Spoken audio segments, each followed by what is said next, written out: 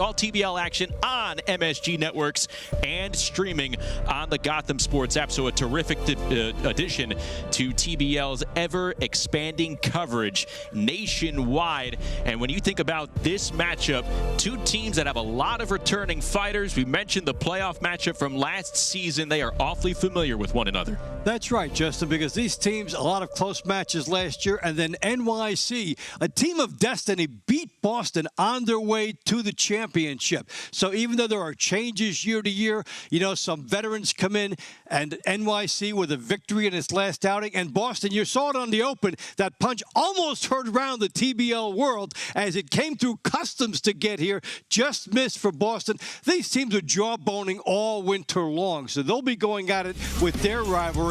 And one of the people that we'll be looking at tonight, Panetta, coming up from Boston, coming from 126 to 140. She's a very good fighter. We saw her outside the TBL give a very good account of herself against a very tough champion, Caroline Dubois.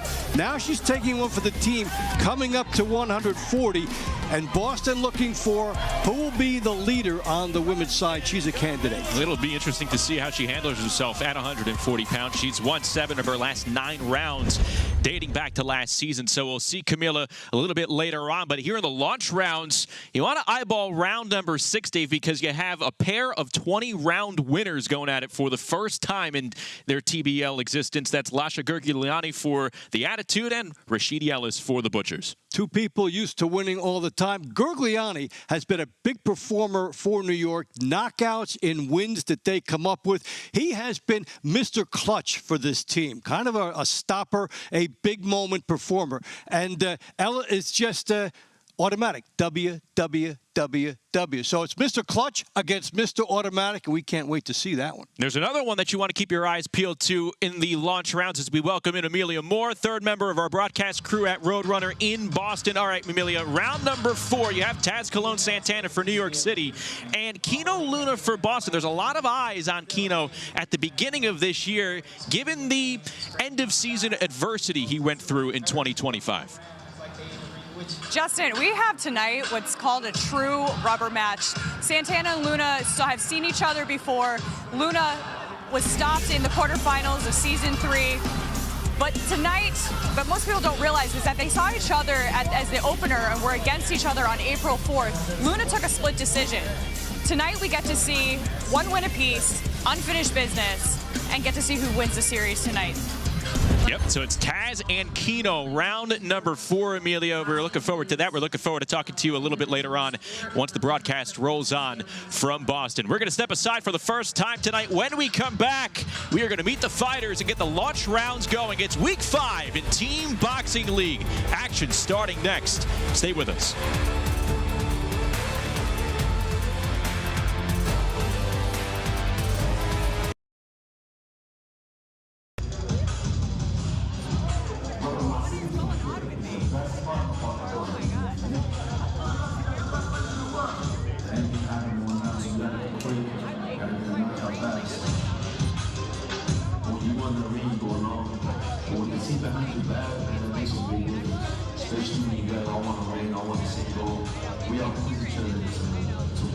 But they say, this guy's never saw.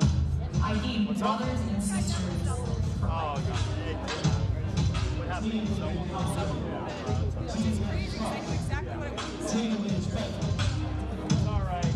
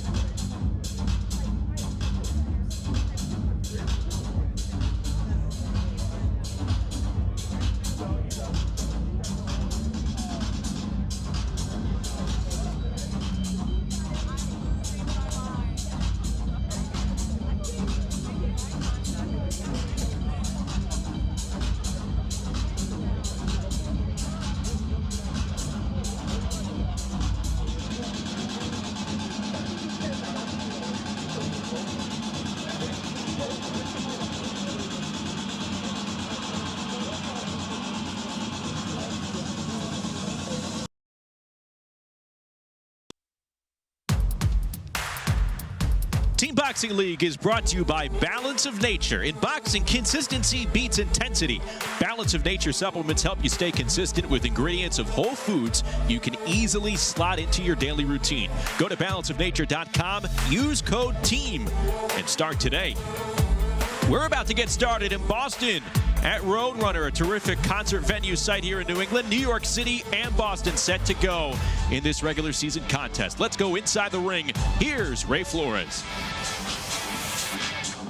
Ladies and gentlemen, welcome to Roadrunner here in Boston, Massachusetts, for tonight's Week 5 matchup of Team Boxing League between the visiting NYC Attitude and your hometown Boston Butchers.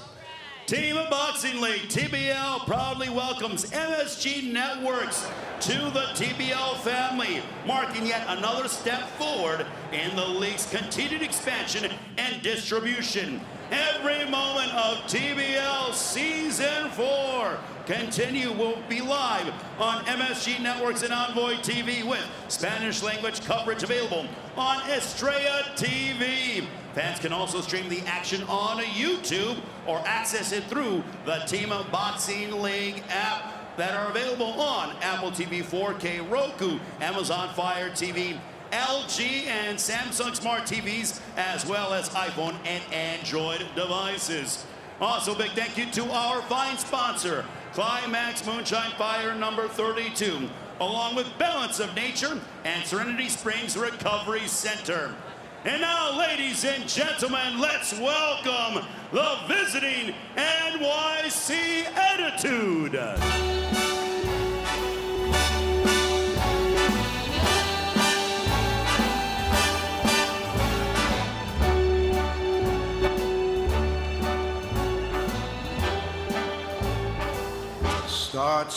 So there are the defending champs, the NYC Attitude, walking into the arena, coming off a big 20-4 lashing over Houston back on April 10th. They lost to Philadelphia by 5 points back on March the 20th. And again, they had to get past Boston in the quarterfinals last year with a lot of familiar names that you're going to be seeing tonight. A lot of history with these teams, always close. And, you know, that big win for NYC, it's a major confidence boost. You try to get a few fighters going, and you have a pulling away type victory, which is good because against Philadelphia, they faded late. Two-time and reigning TBL Mega Brawl champions, NYC Attitude, are Rhino Leary and Benny Roman. Featherweight, Abril Mulan Angiano. Two-time Golden Gloves champion and current ABO regional champion, featherweight, Alexander Castilliano. Puerto Rican national champion lightweight, Jose Adriel Diaz Rodriguez. Welterweight, Lionel Santana. 8-time Puerto Rican national champion, super welterweight, Ryan Pino. Former WBF champ and 2025 TBL Most Improved Boxer, middleweight, Lasha Gurguliani. Cruiserweight, Tessie Goliath Evzatelli. Serbian national champion and silver medalist at the 2024 European Championships, heavyweight, Dusan Valetic. Multi-time national champion, featherweight, Angelis Lopez Mendez. Multi-time national champion, lightweight, Ryan Purdy Boy Zoteke. Super lightweight, Katarina Lehner. Welterweight, Adonis Wilkins. Super middleweight, Brian Polanco. And light heavyweight, Sean McCaman. This are the NYC Attitude. And now, ladies and gentlemen, please welcome your hometown Boston Butchers.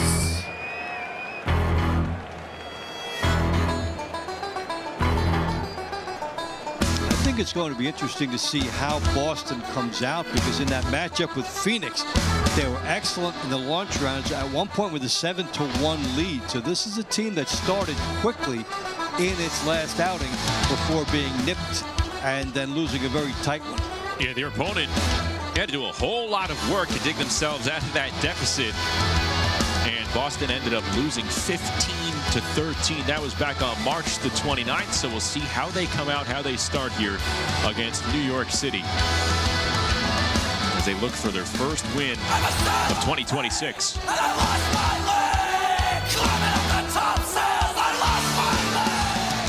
From Jimmy Birchfield and Coach Alex Rivera, here are the Boston Butchers.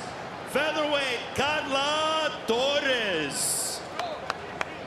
Featherweight, Eric Emery.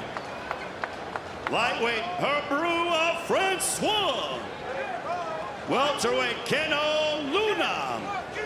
Current WBC U.S. Silver Champion.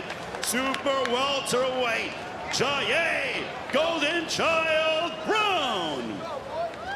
Current WBC Silver Champion, ranked number 2 in the world by the WBO and 15th by the WBC. He's a 2-time TBL All-Star and most exciting fighter, middleweight Rashidi Speedy Ellis. Cruiserweight Marquise Williams. Heavyweight Skylar Lacy. 2020 Olympian representing the Dominican Republic, lightweight Alexia de la Cruz. World rank and former world title challenger, super lightweight Camila Panetta. Welterweight Yorman Guerrero. Super middleweight Ronald Ellis. And light heavyweight Steven Sumpter. Ladies and gentlemen, here are your hometown Boston Butchers. And now, ladies and gentlemen, we all ask that you please rise, if you're able to, for the singing of our national anthem, being performed by country singer-songwriter, Massachusetts' own Renee Levitt.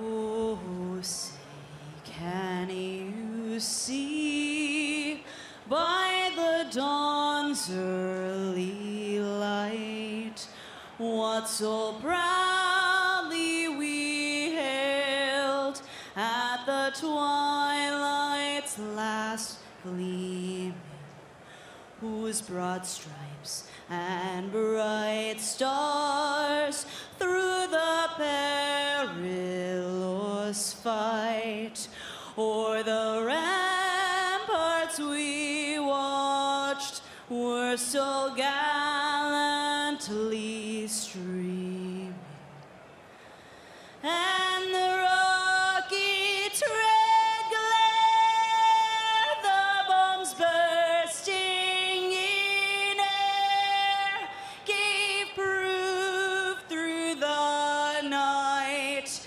that our flag was still there.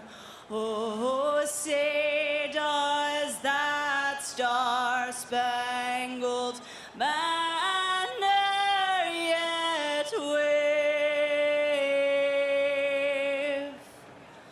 o'er the land of the free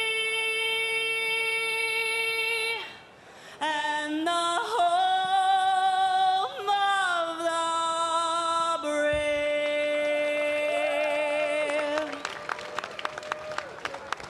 Renee Levitt with the singing of our national anthem.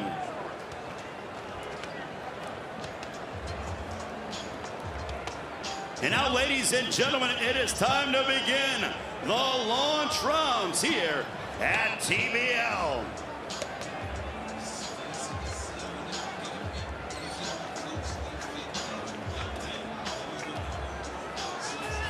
Ladies and gentlemen, we begin the launch rounds here between Boston and NYC. From NYC at 126 pounds in the featherweight division, it is Angiano for Boston, Carla Torres.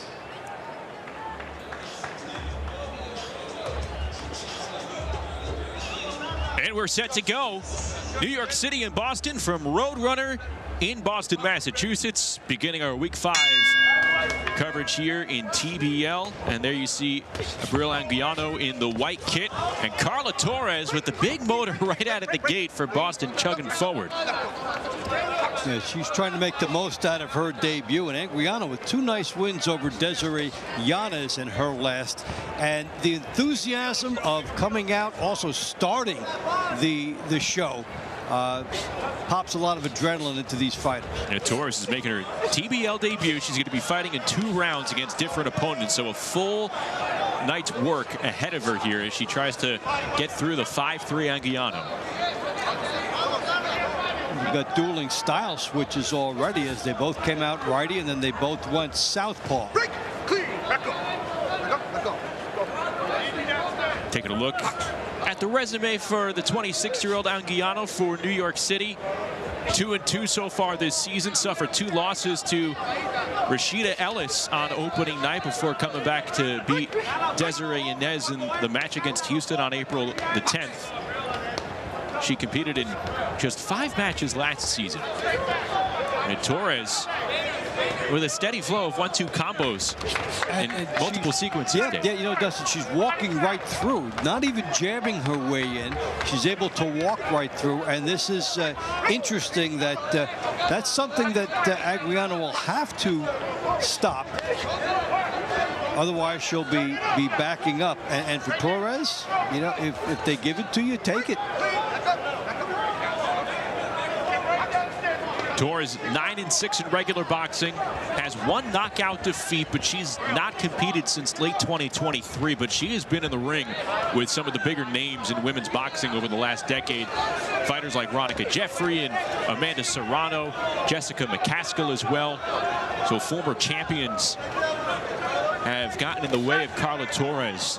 But here she is in her debut for Boston, trying to create a presence for the women at the lower weight divisions. It feels like that has been at times an obstacle for Boston, really ever since our own Amelia Moore went down last season, Dave. Exactly right. That broken nose by her. First of all, we saw Stacia Suttles go on a long winning streak after that because of Amelia's talent. And also, you know, it's not easy to fill that void. The coaches continually try to do that. And what's interesting for Torres coming in off those other fights, now she comes in and how quickly can you adjust to this format? Okay, you've had the long rounds. Now it's 3 minutes. Do your work.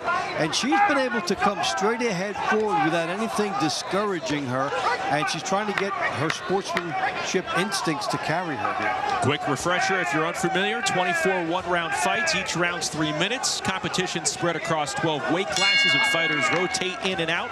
All the points scored add up for the team. So if you win by way of a judge's decision, which this one's going to go to, it's 1 point. If you score a knockdown, it's 2 points. 2 or more knockdowns in a round, 3 points, and then it is 4 points via knockout or stoppage as we take a look at some of the action from round 1. And Torres was basically coming straight forward, did not have to jab her way in. Normally you would think that she would have to do that, but she was able to just like wind it up and come. And for Angiano, trying to stop her from there is one of the stories in the eyes of the judges, whether she did or did not. So we'll see what the judges saw in a matter of moments as we await the official decision. Pretty active TBL debut for Carla Torres, letting the hands flow. And we will see her again in round number 9 against Angel Aris Lopez Mendez. Torres was a bull. See if the judges will reward that. She was aggressive. Ladies and gentlemen, the winner of round 1 by split decision from the Boston Butchers, Carla Torres. That's a good step forward for Boston. A debut and you get a point. So Boston takes a 1-0 lead. In the featherweight division, round 2 for NYC, Alexander Castilliano For Boston, Emery. Here we go with another TBL rookie and Castilliano for New York City, and Emery, the featherweight in his second season for Boston. 3-3 in TBL action, went 2-3 last year. Castilliano is 2-2 to begin his TBL career, and he's been a 2-round fighter in each of the Attitude's first 2 bouts this year. That's the case again tonight. Especially early in the season, the coaches like to see who might step up, who can emerge and be someone they can count on all throughout the summer, in the playoffs, maybe in Mega Brawl, and this is the proving grounds. Well, Castilliano lost 2 rounds to Philly veteran Rasheem Brown on opening night, but he showed his promise in a split decision against Brown, who's 34-3 in his TBL career. And then he outpointed Ishmael Bennett twice against Houston on April the 10th. 33 years of age out of Buffalo.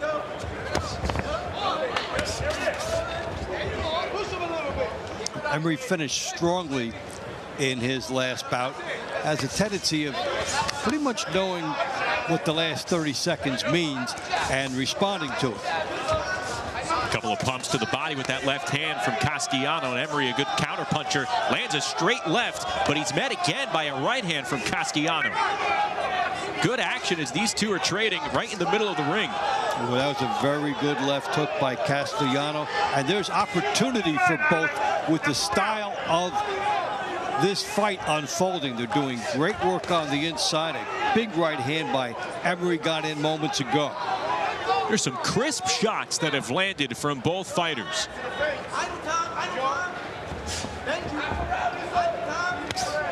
Been a fun front half of this round for Castilliano and Emery. And this is it for them.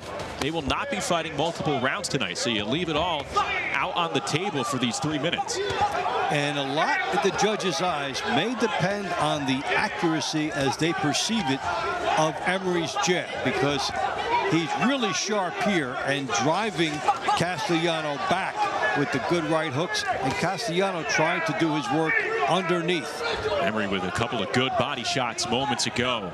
But again, it's all coming behind that jab, Dave, like you mentioned.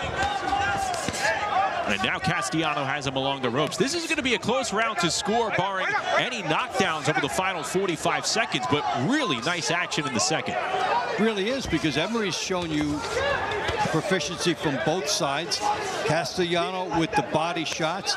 If there is a separator, could be the left hand of Emery, but they're both making their case strongly. Close range right hook from Castilliano. A good chip shot there from the Buffalo native. 20 seconds to go in the second, and maybe they'll kick up the tempo even further.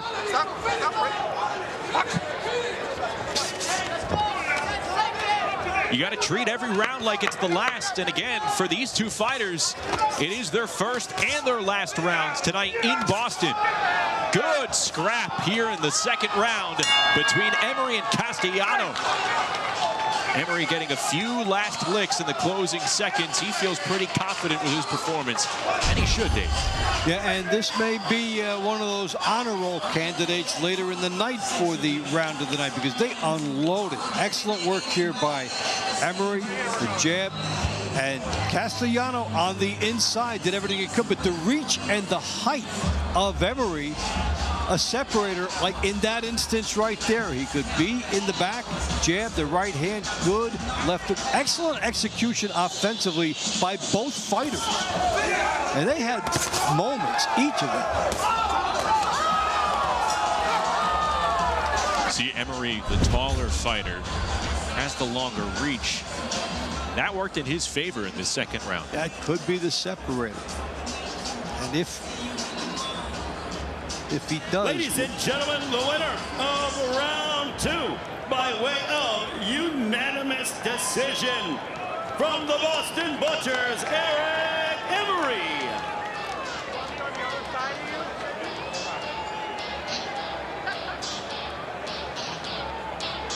Round 3 at lightweight, NYC will feature Jose Adriel Diaz Rodriguez.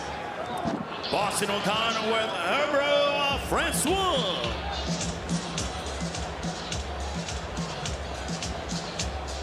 There you see Hebrew Francois for the Butchers, who have a 2-0 lead to start the launch rounds.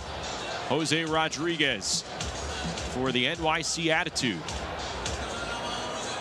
And it was the punch launched by Francois that nearly got home for Boston at the end against Phoenix. It's the one you saw at the very top of the show.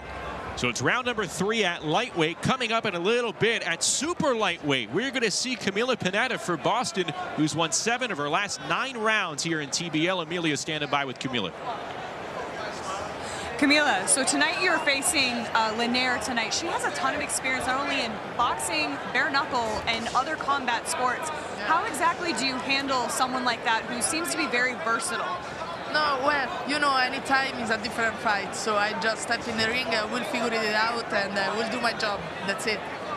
I mean, you just have to be adaptable in there. I love that answer. So just kind of a spin-off, you coming off of a world title fight against Caroline Dubois, huge amount, a really high level of competition. What have you learned about yourself and kind of taken away from that level of competition? Well, I think I get a better confidence. Right now, I step in the ring, I feel like I'm gonna do sparring, that's it. So I just stay relaxed. Girl, we will see you in the middle in the launch rounds. Go do your thing. Thank you so much. Justin, back to you. Thanks so much. It's going to be exciting to watch Camila Panetta here at this level. And I mean, she was in 10 rounds strong against one of the best pound-for-pound women in the sport in Caroline Dubois on a huge platform, and there is a lot to take away from that experience. And then she came in here and got a win. So you transfer, what did you learn about yourself? Well, the higher expectations when you go outside of there. Here in round 3, again, Francois for Boston in the blue trunks, and Rodriguez in the white trunks for New York City. Rodriguez went 3-1 in limited action for Philadelphia in 2025. Now with New York City, 2-1 so far, coming off back-to-back wins in his 2-round showing April 10th. He was able to get a knockdown in that outing, so he's got quick instincts, good counter-punching ability. A fighter coming right to him, and he got the quick drop on him. So they're trying to catch Francois coming in.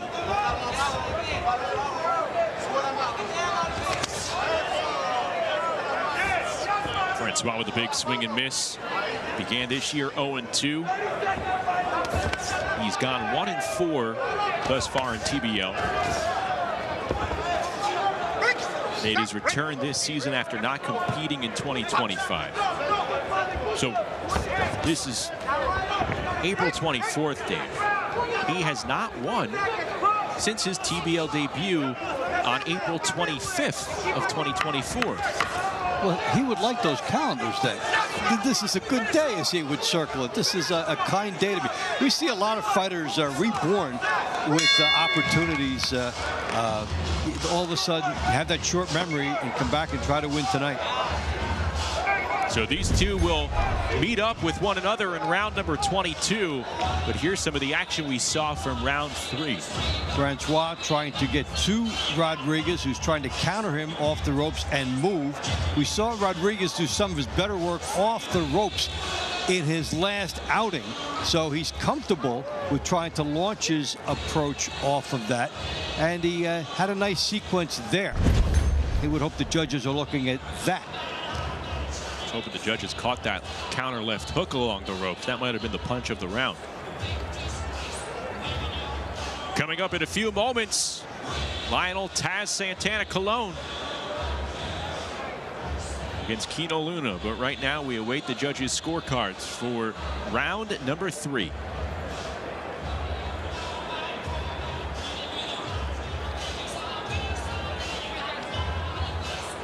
TBL fans, the winner of round 3 by way of split decision from the NYC Attitude, Jose Adriel Diaz Rodriguez.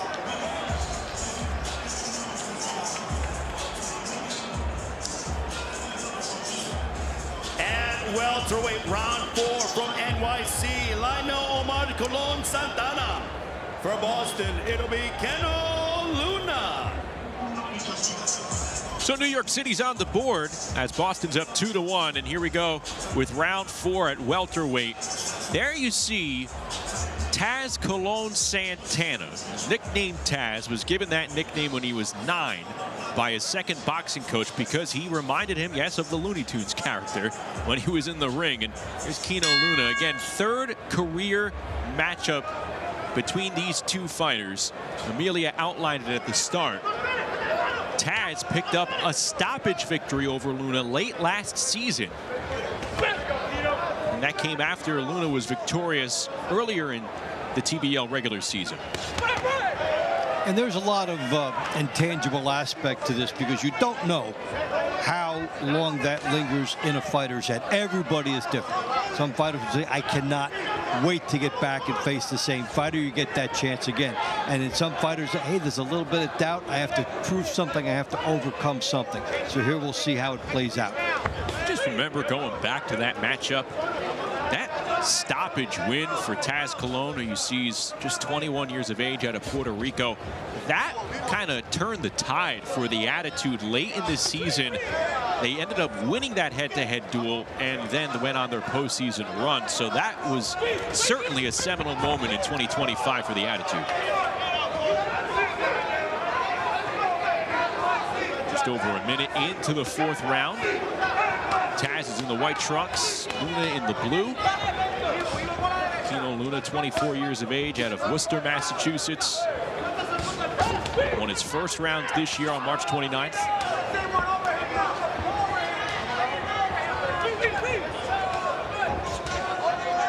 A good stylistic matchup here as we're seeing that Santana looking for that lead right hand if he can find a place to park it against the lefty, but also be ready for an opportunistic left hook.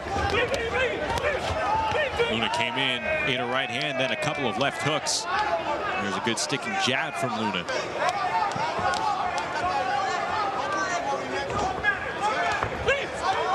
In this recent sequence, Luna is getting off first, and Santana is waiting for the perfect shot.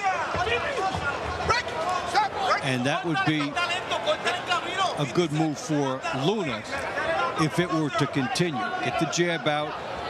He's got Santana moving away.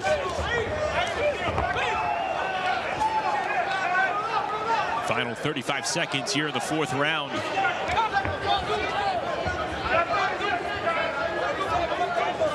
New York City taking the 3rd round, trying to even up the score at 2. As the Butchers, again, they started really fast. Last time out against Phoenix, won 7 of the first 8 rounds, only to lose by the end of the night, 15-13. So their blueprint is get off to a fast start again, and we've seen some excellent lateral movement by Kino Luna. Good action here as round 4 comes to a close. Both with a nice rally of fists. And we will see how the judges scored this one as we take a look at some of the action. Some good hustle here by Luna.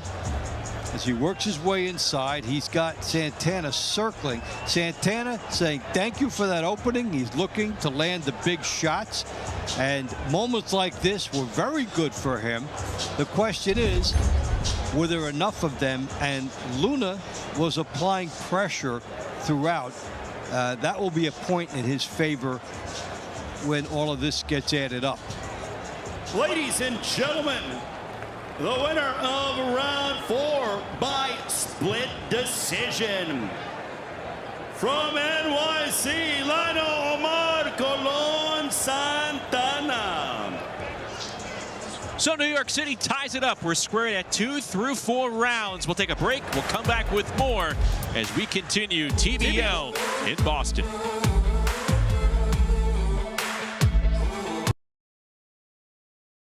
Our fighters fuel with clean carbs and real ingredients. And now you can too. Grab their new Ellis snacks and get 35% off right now with code TEAM at balanceofnature.com. And Serenity Springs Recovery Center, a place of recovery and self-discovery.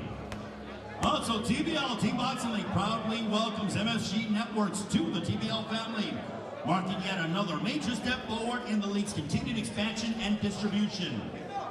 Every moment of TBL season airs live on MSG Networks and Envoy TV, with Spanish language coverage available on Estrella TV. Fans can also stream the action on YouTube or access it through the T-Box in the app on Apple TV, 4K, Roku, Amazon Fire TV, LG and Samsung Smart TVs, as well as iPhone and Android devices. Also, ladies and gentlemen, make sure to pick up your team. A t-shirt, a cap, and make sure that you are part. Some close rounds to start us off at Roadrunner in Boston. 3 of the first 4 rounds scored split decisions. We're tied up at 2 between New York City and Boston as we get set to go for round number 5. And it's a good one. Ryan Pino, Jaye Brown. Let's go back inside to Roadrunner with Ray Flores. Round 5 at super welterweight for NYC, Ryan Pino. For Boston, Jaye Brown.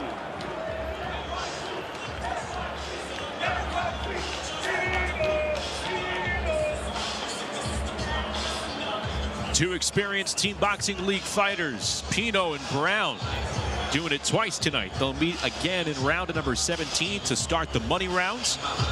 Pino in the white trunks. See how he got into the ring, Dave? Leaped over the ropes. You have to love the enthusiasm that we have here.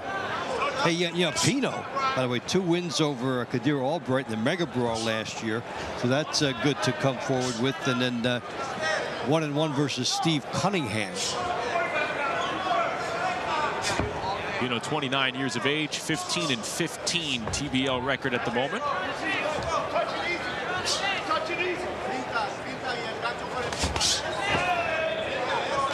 Again, in for 2 rounds against Brown, whom he has never faced in his 3 prior TBL seasons. You want to know why? Because last year, Ryan Pino had to go up against Rashidi Ellis 6 different times, and he went 0-6, Dave. Probably thinking not fair, give me somebody else. And meanwhile, Jaye Brown has a win 1 time in the past over Rashidi Ellis. Rashidi Ellis is like Mr. Automatic. We talked about it at the top, a style that is tailor-made for this league. We're going to see Rashidi coming up next in round 6. That's a very good matchup against Lacy Gurguliani. But here, Pino, the 8-time Puerto Rican champion, against Brown, 26 years of age. Went 14-2 last season for Boston. He's searching for his 20th TBL victory in his career.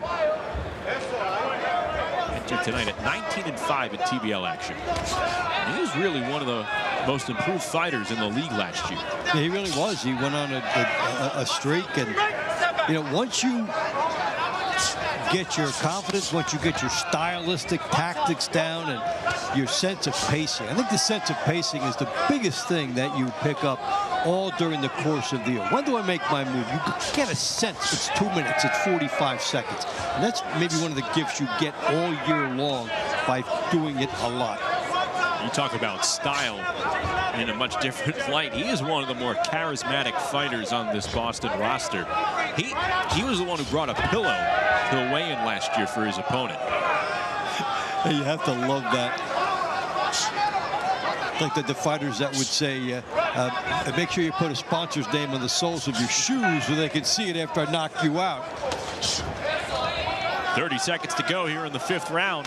All notched up at 2 between New York City and Boston.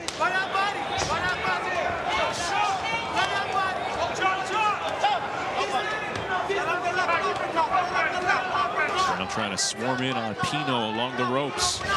Pino waiting for the counter. When you've got your opponent cornered, the key is to make it look like you're busy, and he is. It might have rocked Pino, but time will be on his side. He bangs his chest. You have to imagine that right hand from Brown had a big effect in the 5th. And you wonder if maybe there was a little bit more time on the clock, how that could have affected things. You can't be saved by the bell, but your team score can be saved by the bell. And indeed, that's the case, because this is a near knockdown. Everything but a knockdown. A huge right hand that comes in. And it's a changing agent, and another minute give him more time to work, maybe even 30 seconds. The clock intervenes, but mark that just based on opportunity. That could have been 4 points. It will be probably 1 for Boston. TBL fans, the winner of round 5 by way of unanimous decision from the Boston Butchers, Jaye Brown. And the trash talking continues, a little dancing.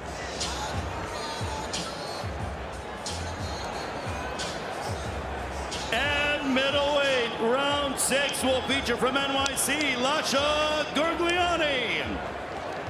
Meeting from Boston, Rashidi Ellis.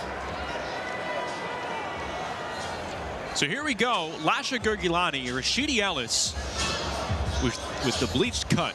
27-3 all time in TBL action is Rashidi Ellis. Went 14-2 last season. Lacy, meanwhile, 20-7 in his TBL career. He went 11-2, took home most improved fighter honors. These two have never faced one another in Team Boxing League. It is our round to watch here in the 6th as Boston has a 3-2 lead. Two guys with a lot of momentum, and Lacy with the 11-2 mark last year. Timely victories for Boston, but when you go against Ellis, he's aptly named Speedy. That is the stylistic element that you have to overcome. And when Lacy is effective, he'll drop a big straight left hand in. Lacy Gurguliani was the epitome of controlled aggression last year.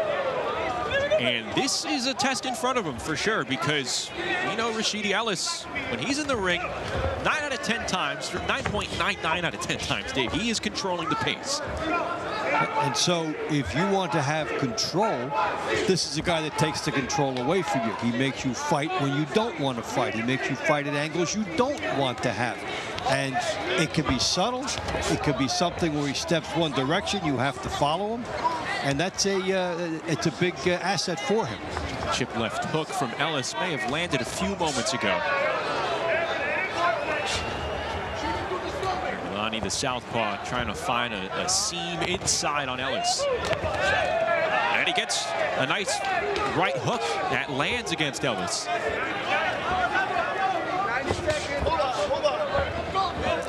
And the reason it got in is he kept himself in a nice squared up stance after he missed the punch before. So he kept going and then was rewarded. Ellis tagged him with the left hand on his way in. That's the gamble that Lacy Gurguliani may have to take in the 6th round against a fighter as fast as Ellis. They're going to meet again in the 19th round.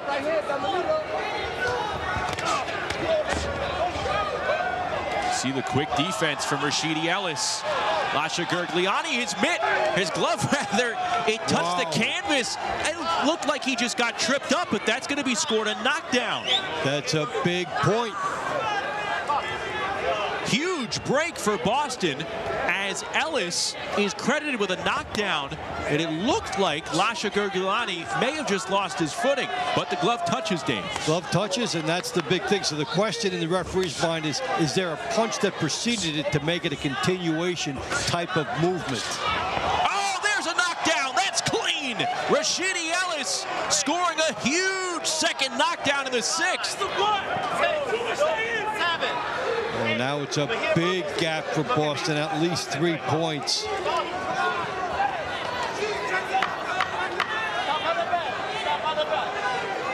Boston making a statement in the launch rounds. The round to watch results in 2 knockdowns recorded by Rashidi Ellis. And that'll do it as Ellis comes away with 2 knockdowns. And there you see Lacy saying, yeah, first one, I think it caught my foot. All right, let's take a look at the close-up, the one that was tough to swallow for New York. Lasha is attacking, misses. No, he stumbled himself. That's not a knockdown, but it was called. So that's a bad break for New York. And then here's the no doubt about her that was perfectly clean with the right hand. So one was a slip, one was a bomb, but either way, New York is in a hole. Yeah, Gurguliani's right foot got tangled with Ellis's left in that first knockdown. Round 6 by unanimous decision. 3 points going to Boston's Rashidi Ellis.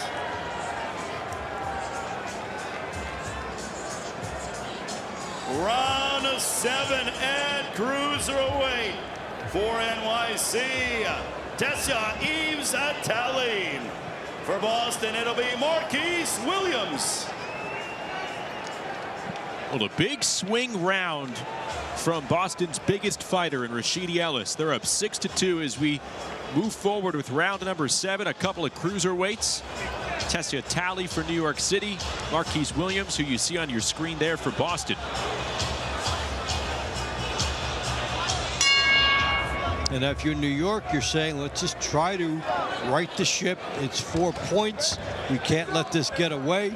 In Boston, you're thinking we are one of the best launch round teams in the league. 7-1 last week, 6-2 now. They're going to get a feeling that they're expecting themselves to start quickly every time. Marquise Williams in for 2 rounds here against Talley. He had a hard 2 rounds in his debut against Charles Pugh of Phoenix. Slips underneath the left hook attempt of Talley. Williams, 28 years of age, out of Newburgh, New York. Talley, meanwhile, he debuted for New York City last June. Big overhand right from Williams. He lives in Hollis, Queens. He is 0-4 to start this season. Important thing to note is the follow-up rounds after a big performance by one of your teammates. And you saw the Boston bench electrified by that 3-pointer. It lifts up the team. The fight after, the opportunity if you're Boston and a need to try and stop this if you're New York. Oh, that left hook may have rocked the chin of Talley a little bit. There's a quality shot that got in by Williams, and he was landing the better ones. There are some big swings coming from Marquise Williams this round. A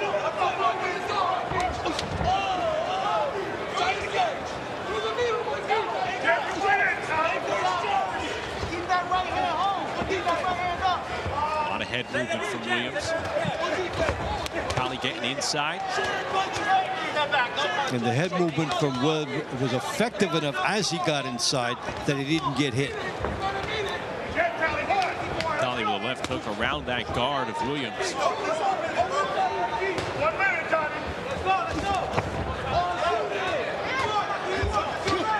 1 minute to go in the 7th round. The launch rounds highlighted by a pair of knockdowns recorded by Rashidi Ellis in his first matchup with Lasha Gurguliani.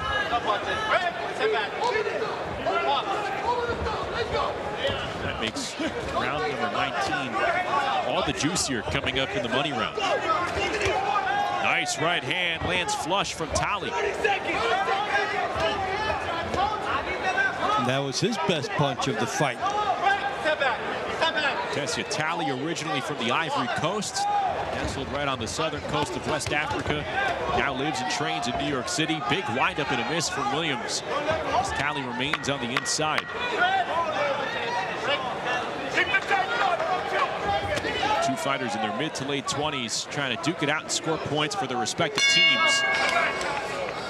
First 2 minutes, very good for Williams. The last minute, good for Talley. So when do the judges believe that Talley made his move? That will be the determining element in this. That was good in the beginning with the big shot there by Williams.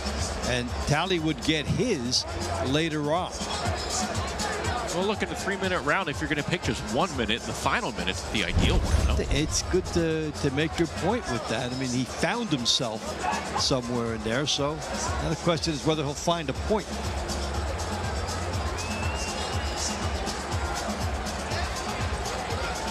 TBL fans, the winner of round 7 by way of unanimous decision. From NYC, Tesha Zoteke.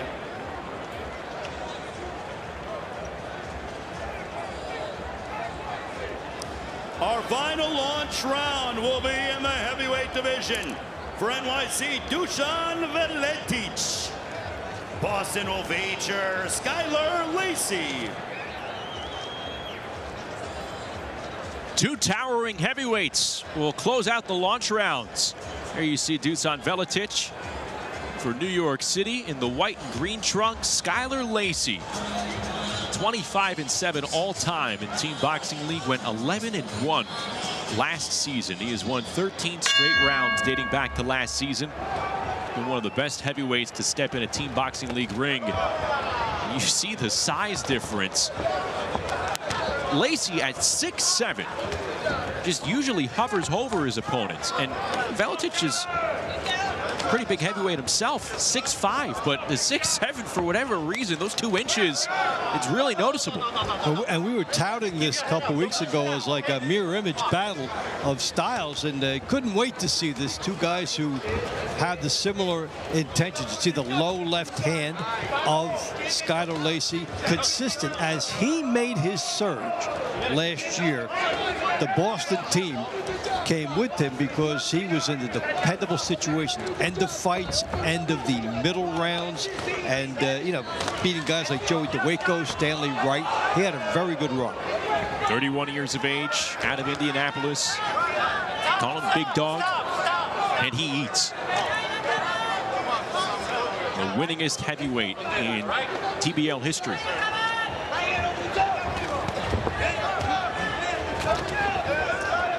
You see that frame, though, Dave? Just to remind our viewers, it is not so much big, powering, punishing swings from Lacy. We've seen him stick and move as opposed to just go for the big knockout.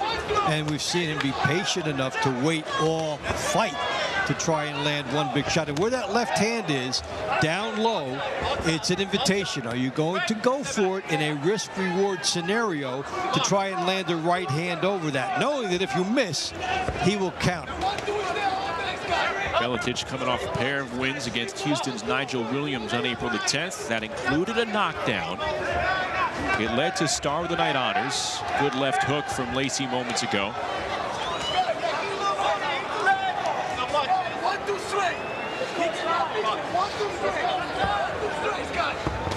And this is pivotal in the scoring, even if they went to a decision. New York down 3. Get it down to 2, you're not unhappy because there was a knockdown. Or if it becomes 4, it's still the carryover effect of the Ellis explosion.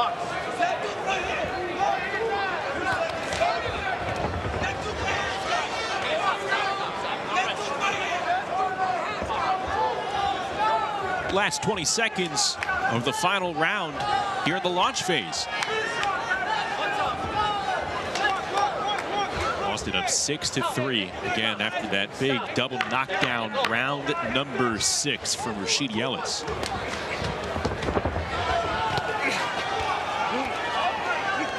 Lacy just pressing forward here in the 8th. It's been ugly at times, pretty sloppy. Valetic basically saying, yeah, I really couldn't get much going because I've been swarmed the entire time. The low left hand, and here's a good swarm. That was Lacy scoring, and an acknowledgement from Valetic, who then gets his left hook. That was an excellent left hook back at him by Lacy. And then the Lacy's after Lacy. So it had a hard time at points getting unraveled stylistically, but we have a pivotal decision coming up here to end the launch rounds.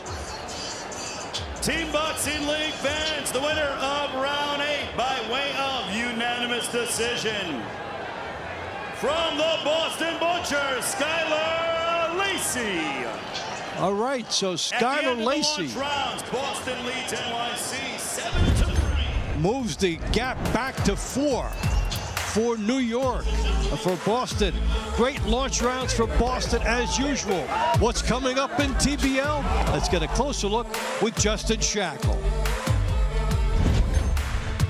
Thanks so much, Dave. Plenty more to do here tonight with Team Boxing League from Boston, and the weekend is just getting started. On April 25th, we head to Texas as the San Antonio Snipers take on the Las Vegas Hustle. Then on April 26th, the Nashville Smash visit LA to face the Elite from Long Beach. Stick with TBL for all the action, and don't forget to book your tickets for our next TBL matchup near you by scanning the QR code at the bottom of your screen.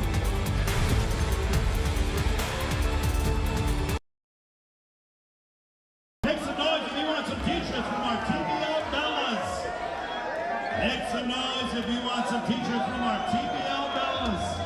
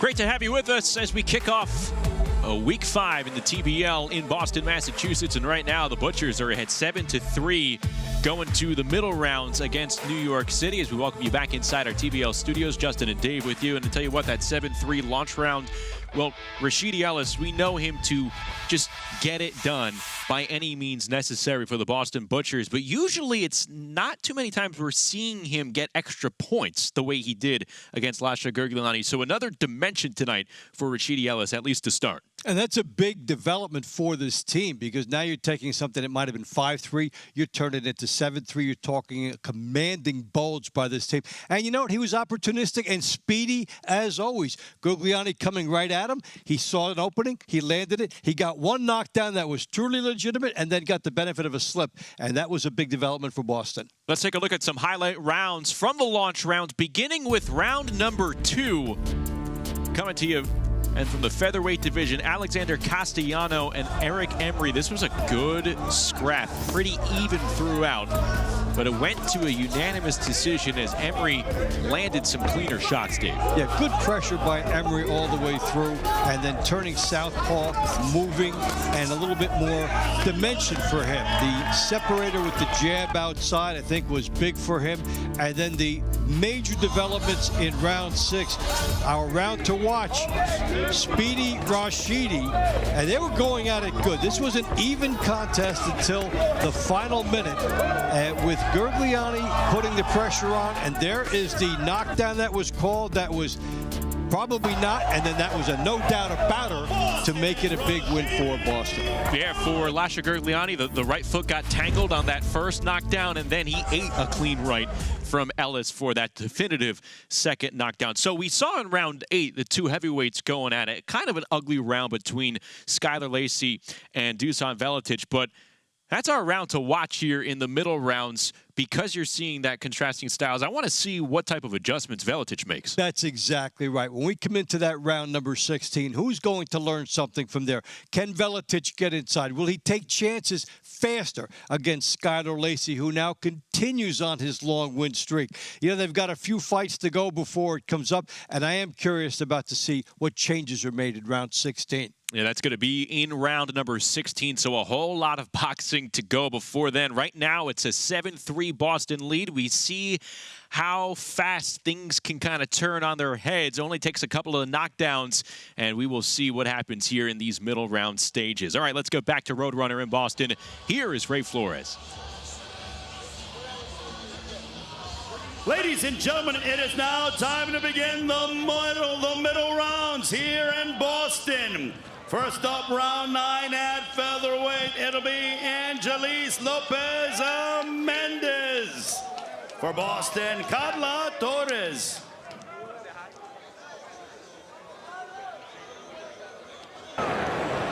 So a pair of featherweights starting off the middle rounds. Mendez and Carla Torres. Already saw Torres open up the night in round 1. She picked up a split decision win over Abril Angiano, and here she's going to face the veteran Angel Reese Mendez.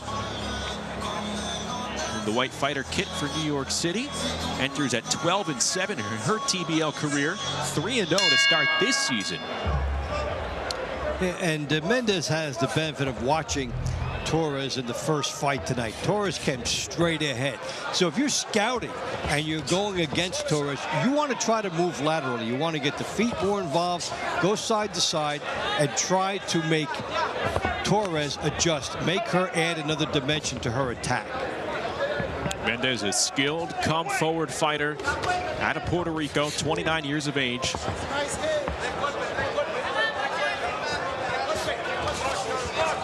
Stands at 5'2", and a clean swiping right hook from Mendez, who is setting the tone here, Dave. Now working downstairs, effective body shots. Yeah, and it started out with what we were talking about, the movement, making Torres show her a different angle, and there she is really going to town. And she might start thinking about some bonus points for her team down by 4, as she has been very crisp here. Yeah, you call it crisp. There is some terrific precision on these punches from Mendez. And that one kind of stumbled Mendez. Did she lose her footing on her heels, or was that an effective punch sequence from Torres?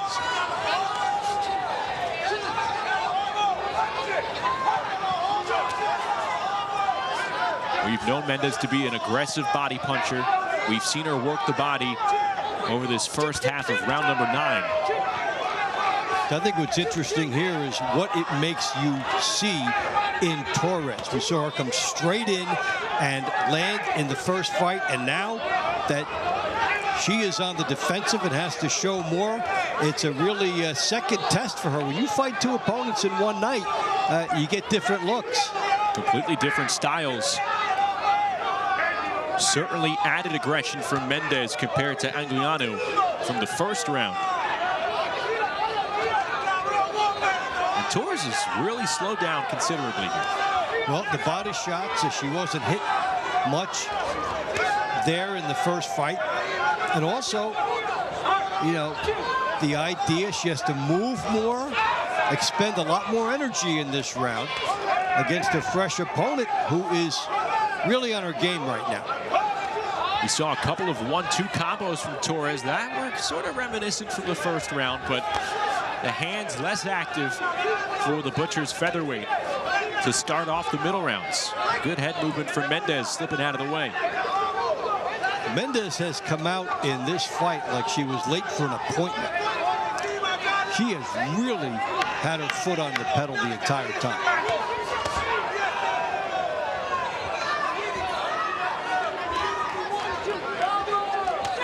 Seconds ticking, overhand right with a clean swipe on the chin of Carla Torres. That was a terrific showing to start off the middle rounds for Angel Reese Lopez Mendez. And despite a couple shots that she got hit with there, she had a straight ahead, almost a relentless body attack, and she made Torres fight in a way that was not comfortable for her. So give Mendez credit for that. And then when she got close, she took advantage on the inside. Ladies and gentlemen, the winner of round did what she 9 had to. by way of unanimous decision. From NYC, Angelis Lopez Mendez.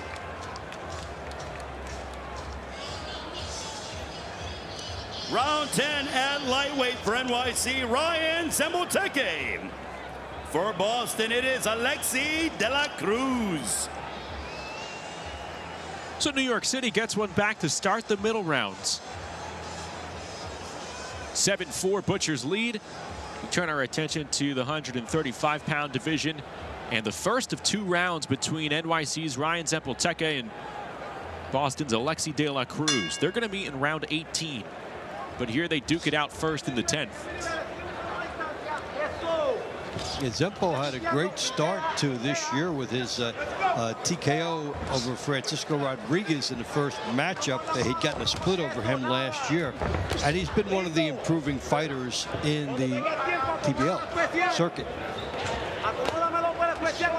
This is his 3rd season. This is De La Cruz's first, but there's a 9-year age gap between these 2 fighters. Lacy de la Cruz, 30 years of age out of the DR, and Zoteke just 21. Coming out of South Fallsburg, New York in the Catskills. He is now 16-15 in his TBL career after that victory over Francisco Rodriguez that you talked about. Yeah, and for De La Cruz, an illustration of what's available in TBL. Now, he's got a 9-0 pro mark, but he hasn't fought in nearly a year. So, yeah, rather than not be busy, here's an opportunity for you. Find another circuit, get some fights, keep yourself sharp, and maybe develop a separate platform. He could be a TBL rookie to watch in 2026 because De La Cruz, despite maybe the slow traditional career, again 9-0 like Dave mentioned, he was one of the most decorated amateur fighters in Dominican history. He represented the DR at the 2020 Olympic Games and was a bronze medalist at the World Championships in 2021. But he's fought a number of highly skilled Latin fighters on the amateur circuit. Guys like Robici Ramirez, and beat Hector Luis Garcia in the amateurs as well. He actually beat one of the counterparts for the Attitude in Jose Rodriguez in the Olympic qualifiers. Well, they're not matched up here tonight. But it goes to show you how you need to develop a different persona when you come in here. You can have the 10-round experience, and you have to know what it's like now to sprint and to have that type of pressure on you. And you know, it's not automatic. We see some fighters handle it, some struggle. Right now, we are seeing De La Cruz with a really low guard against Zoteke. The 21-year-old hasn't been able to consistently land anything clean on the Dominican. New York City trying to scrape its way out of a 3-point deficit at the moment. This would be a big call if they got it. It hasn't been 2 in a while. That'll conclude round number 10. De La Cruz is feeling his performance. Made some nice counter shots. The judges will decide whether they were enough.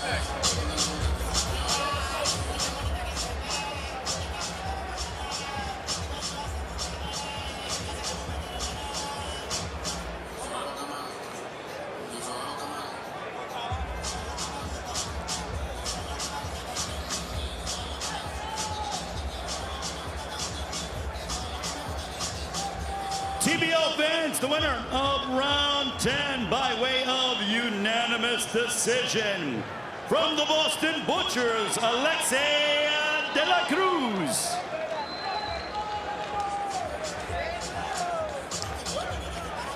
Round 11 at super lightweight for NYC, Katarina Lehner. For Boston, it is Camila Panetta. Round number 11 at 140 pounds. We talked about it at the top there. You see Camila Panetta, 9-7 in TBL action. Won 2 rounds in Boston's first match, but here she's taken on the 36-year-old Katharina Lehner, the German native, back in the TBL. Amelia Moore back with us as we take in round number 11. So, Amelia, you and Camila were talking about it. Lehner has a vast MMA background. When you know that, stepping into the ring against your opponent, what is kind of going through your mind here? Well, I mean, like Camila said previously when we had her on ringside, it's really about anything can happen. You can watch footage, but you have to be able to be adaptable and adjust for what the things that you see in the ring, right? And being a smart athlete is the most dangerous athlete. I mean, what about the adjustment of moving up in weight? How does it impact how she comes into this? How do you think it impacts the power? I mean, having respect that maybe somebody's cutting weight coming down, but I've always found that if you're coming up from a lower weight class, generally speaking, you're going to have faster punches, you're going to have faster feet, which Camila does.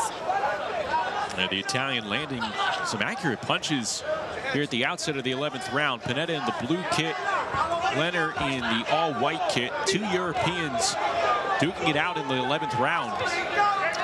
Here's one thing that makes Panetta tough. She lands 2 straight left hands and then backs off before the counter can get there and then resets. And that's a veteran move. Yeah, no, it seems like she never gets too hungry, right? Like, she lands what she wants to and then takes the space that she wants to be able to set up and not get caught up in an unnecessary exchange. She's doing very, very well coming over with that lead right hook. Yeah, these are some clean connects from Panetta. A looping left hand lands flush as well against Lehner. And I think a lot of times we see this happen with MMA, you know, disciplines that are not traditionally boxing, is that they do square up. They are very square, which is why Camila is able to get those straight rears off the way she is and being able to walk straight down. Yeah, this is a fight of Panetta coming forward without any hesitation, and Lehner has been on the back foot this entire time as she continues to eat shots from Camila Panetta, the former world title challenger. I think Panetta would be very happy to know who's going to get a stylistic matchup like this. She seems to be having a great time, smiling at her opponent. I mean, it feels good to look good, right? That it does, and you really can see the confidence and how the lateral movement that she's had. She's got 2 ways to win. Couldn't agree more, Dave. You know, you're coming straight forward, but then you get straight off the line. And something you'll constantly hear me yelling is, get off the line, get off the line. Don't stand there and pose and let them try to get the points back. I've had a clash of heads moments ago, but this was a clinic of precision for Camila Panetta. We're going to see these 2 women again in round number 20. But Dave, Camila landed at will. She did. This style really set up beautifully for her. Height and reach and big shots outside. And, you know, the opponent's coming straight at you. You have the option to stay outside and score from a distance or move laterally. And this is one thing I love what she did. Score and then get out. You're not getting it back. What I just landed, big time for the judges to see. You do not get back. Team Boxing League fans, the winner of round 11 by way of unanimous decision. From the Boston Butchers, Camila Panetta.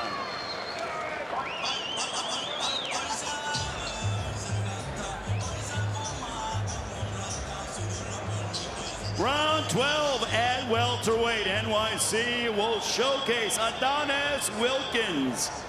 Boston will highlight Yorman Guerrero.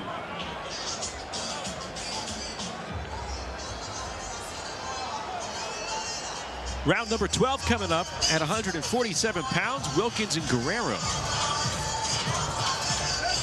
Right now scheduled for this lone round tonight, but they will be on standby if a swing round is needed. But speaking of swings, that's all Adonis Wilkins is doing coming out of the gate here, Dave. Yeah, he's really trying to get... Oh, man, what a knockdown right in his face. And Adonis Wilkins putting his opponent down within seconds of round 12.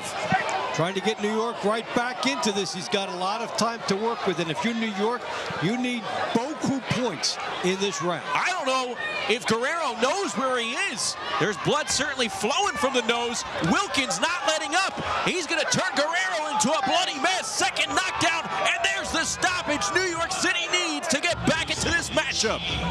Wow. Terrific turnaround for New York, and Wilkins came out on a mission. Now that's a matter of sensing opportunity, whether that's via a scouting report. Hard to believe. He lost in his last outing to Sangroni from Houston, but he comes out here, boom, right off the bat, and something clicked as soon as he landed that first right hand that I'm going for everything here. And he delivered a titanic arsenal of punches. And after the first knockdown, yeah, he knew that he had to go for more. And that's a big 4 points for New York. Put the attitude back in this. Fans, the winner of round 12 via TKO victory at 42 seconds. 4 points going to NYC's Adonis Wilkins. Adonis Wilkins goes back to his corner. He said, let's get it. New York City within one after that TKO from Wilkins. It's 9-8 Boston. Plenty of action and drama still ahead.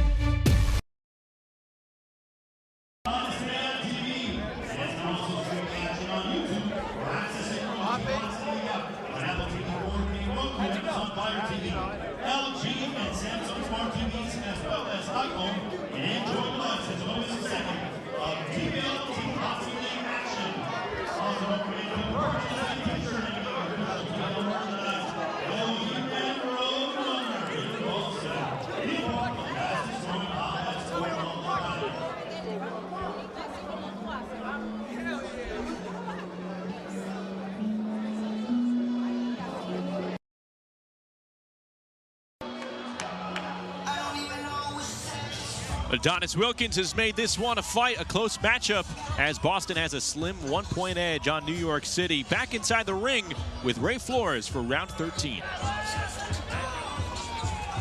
Round 13 at super middleweight NYC, Brian Palco. Boston, Ronald Ellis. For Brian Palco, a 6'3" southpaw. Super middleweight. See if that long reach for Palco pays off here against the eldest Ellis fighter, Ronald Ellis. 36 years of age, older brother of Rashidi. Originally from nearby Cambridge, Massachusetts. Who won his opening night round against Sebastian Duran. And again, Boston with a slim 9-8 lead here over New York because, Dave, of a huge 4-point TKO swing by Adonis Wilkins the previous round. If ever one was needed, it was then. And you see the graphic of it, 4 points for a knockout TKO. You saw 3 points for Rashidi Ellis earlier with the 2 knockdowns. So, yeah, those things are important, and so is this particular matchup with the dynamics of both teams. New York sky high on that bench right after a big 4-pointer to get back in it. This is an important match. Boston, we need to stop it. We win the next couple, maybe we can diffuse the effect of that. So within each fight, certain situations come up and all of a sudden become bigger than it looked before. Palco and Ellis are scheduled to fight in round 23. Good right hand connecting from Ronald Ellis. He's given up about 4 or 5 inches to the taller Palco. He knows he has to stay low. So his options are slip the jab, try to land that lead right hand, find a way to make up that time, as it looks like a mouthpiece has come out and will get a momentary delay. Palco says, give me that thing, let's go. Right back to the action. When Ellis has gotten on top of him, the way that Wilkins got on top of his opponent for New York, anxious to get inside and get started. You know, the other thing is, if you rush at your opponent right after a break and you get there, that's a couple jabs you don't have to throw. You get right there. Save some miles on the car. And miles on the car is right. Under a minute to go in the 13th. And what can New York City do on the heels of that massive 4-point TKO from Adonis Wilkins? Will they be able to build upon that magic? Another strong right hand from Ronald Ellis. Ellis has really taken the initiative in this fight, charging forward. He's been the one getting off first. Did about 3 straight right hands that landed cleanly over the last 15 seconds or so. But Ellis has been able to time it. It's a lead right hand stance, kind of acting as a counter right hand because he's waiting for the left hand to come back of Palco.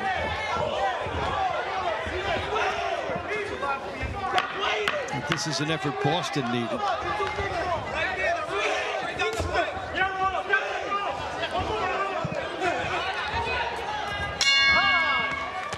That's going to do it for the 13th. A little head rub from Brian Palco, but Ronald Ellis seems like he has outpointed his fellow super middleweight.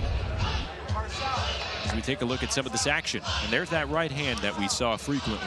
Yeah, he got right over the top, the lead right situation. He read the situation beautifully. He lands it right there, and then gets his without getting caught. Nice left hook, and then ties up like a veteran so that everything he did, he was able to keep.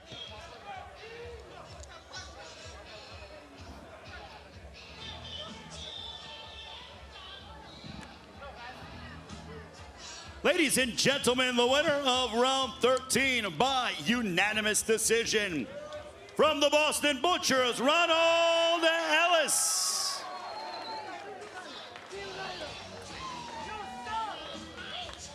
Round 14 at light heavyweight, NYC, Sean McCaman. Boston, Stephen Sumpter. Set to go for round number 14. A couple of light heavyweights going at it. McCaman for New York City, Stephen Sumpter for Boston.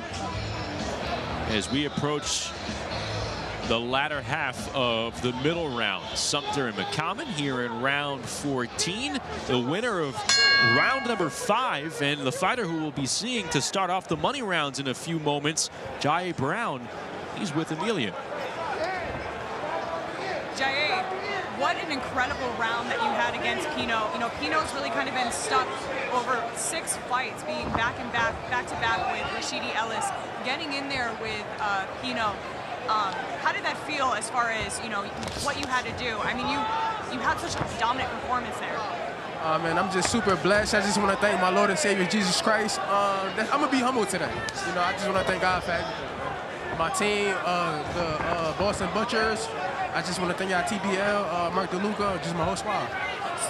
Pino is a very, very intelligent fighter. You know, he's going to want to get that back. Any thoughts on how to make sure you keep that separation going into that next round? Because they're opening up the money rounds. I just felt like I'm levels above him, and to be honest, I'm gonna dominate him even more. I want to KO. I want to knock out. Okay, putting action to words. We will see you, my friend, in the money rounds. Make that action happen. Thank you. God bless. You can tell Jai is one of the charismatic ones. Sounds like, you know, he's saying, "Oh, I'm going to be humble today." It's like he's going to change it up. I'll be humble, and then I'll stop. So we'll see Jaye Brown back in with Ryan Pino in the 17th. Here's Sean McCaman pressing the action against Steven Sumpter. And Sumpter not taking too kindly to this aggression, trying to reverse course over the final half of this 14th round. And we see McCaman switch a lot in some of his recent fights, and he has done it here as well, going back and forth. We've also seen Sumpter volunteering to fight off the ropes, trying to launch an offense from there, and not as much of that for him in this fight. This is a situation where you have a TBL rookie in McCaman, who's made a nice name for himself in regular boxing. He's 17-2 with 8 KOs, going up against a veteran in Sumpter, who's in his 3rd season. He knows what the single round battle is all about.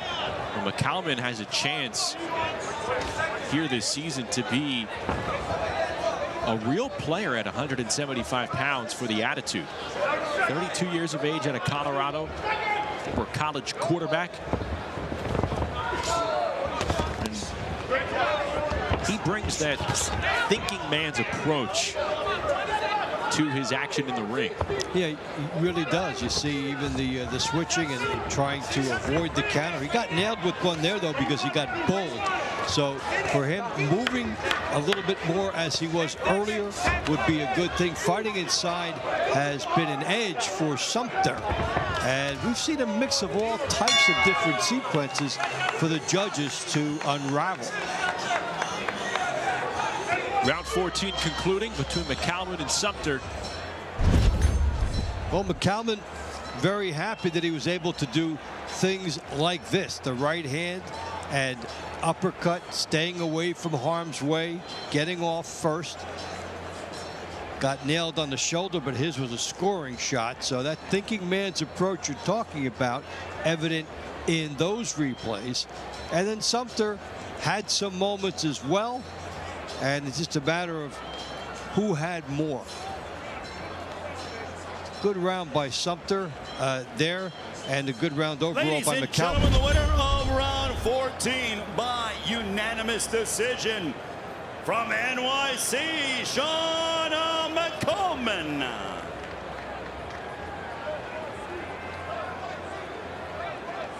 Round 15 at cruiserweight NYC, Tesha Zoteke, Boston Marquise Williams. It's a rematch of round 7. Tally came away victorious, and New York City has answered back with a round 14 victory for McCaman. And this was a tight fight between these two last time, so we'll see how it plays out as New York tries to get all the way back.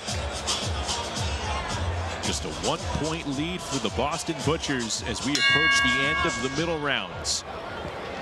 They had a 4-point edge at the conclusion of the launch rounds. A huge 4-point TKO in round 12 by Adonis Wilkins tightened the score and the breathing room for Boston. As you take a look at the resume for Tesha Tally, trains at Cops and Kids in Brooklyn with Andre Rozier, Nermal Lorick. Cops and Kids, a fantastic program for the youth of New York City. Really fostered and developed a number of world champions. As Williams battling an eye problem, may have gotten thumped from Tally. And their heads have come together on a couple of occasions.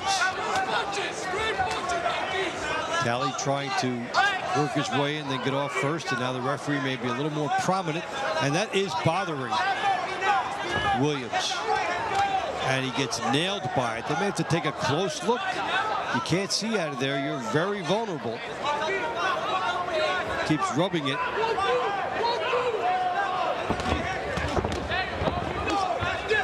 Wild swing there from Williams. And bear in mind that if it does cause some damage, nothing was called as far as a clash of heads, and that's important to point out. You're on your own if you are bothered by that. A couple of good shots in that swarm from Tally near that right eye. it's still affecting Marquise Williams. He's opening and closing it whenever there's separation. And that's a hard thing to mask. You might be able to mask a hand injury. You might be able to mask some things. But if you're having trouble seeing, you cannot keep that away from your opponent, from the referee. And maybe what he tries to do now is buy the time and tie up and see if he can work the clock. It does look like he's relaxing more as the round goes on. We're not seeing too many squints now, but he does eat a big punch upstairs by Tali.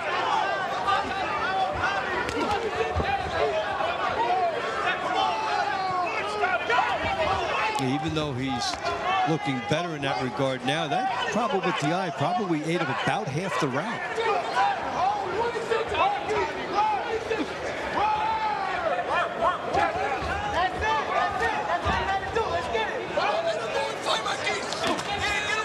Williams perhaps forced to work behind. Falls into the ropes. Final 10 seconds in this 15th round. A couple of heavyweights coming up next. These two in their second and final rounds of the night. Tessia Tali looking for a clean sweep over Marquise Williams. He won round 7. Did he do enough here to win round 15? And if he did, well, we're all tied up.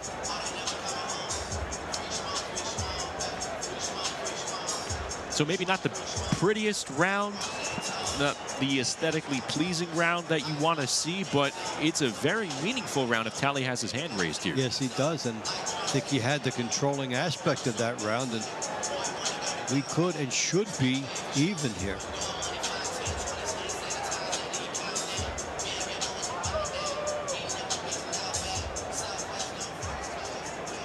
Tali wants to fight a third round. He's got more in the tank. He's looking at the highlight reel in his head. Hey, a little kick action. Okay. TBO fans, the winner of round 15 by unanimous decision from NYC, Tessia Tali.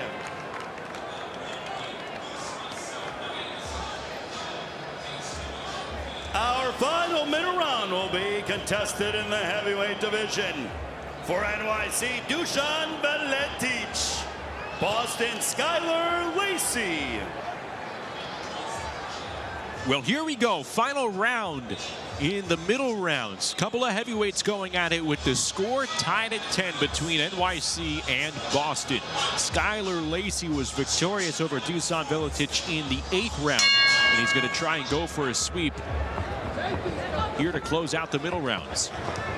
You talk about living off the value of earlier power. New York City was ahead by 1 point after 3 rounds. New York City hasn't led in about an hour.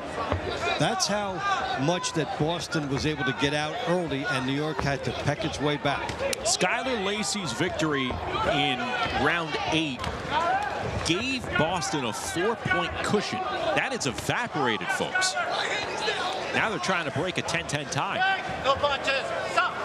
Stop. Let go. So it could happen fast. This is another example of how quickly the tide can turn in TBL.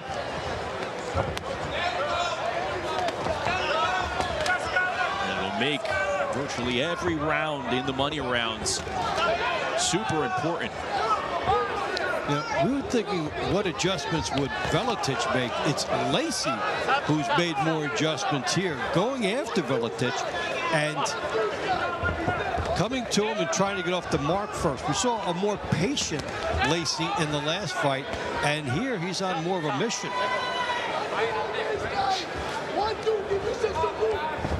Skylar Lacy's won 14 straight rounds dating back to last season.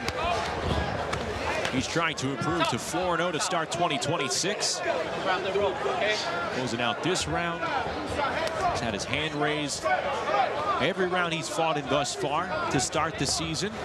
In between all that, sustained that shiner that you see under his right eye. So the marks, they don't always come when the lights are on. No. Behind the scenes when no one's watching.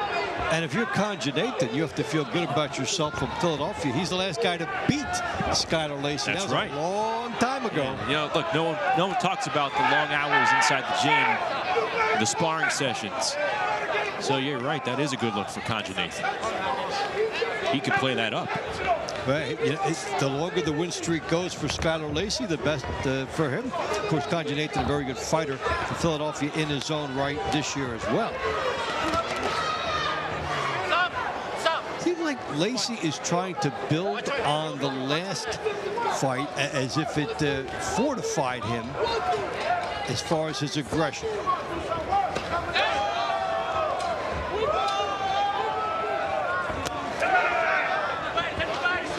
Interesting that Lacy comes straight at Valetic and loads up.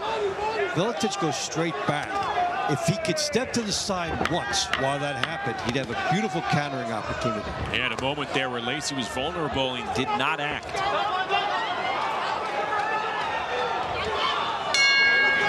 Lacy, the former offensive lineman at the University of Louisville, pushing his weight around here in this rematch against Dusan Valetic. And we'll see if it's a sweep for the big 6'7" heavyweight from Boston. If you were going to figure out how a lineman would fight, it would look like this with Skylar Lacy coming straight ahead in this particular case. No nonsense. Took a couple, but may have impressed the judges with his getting off first.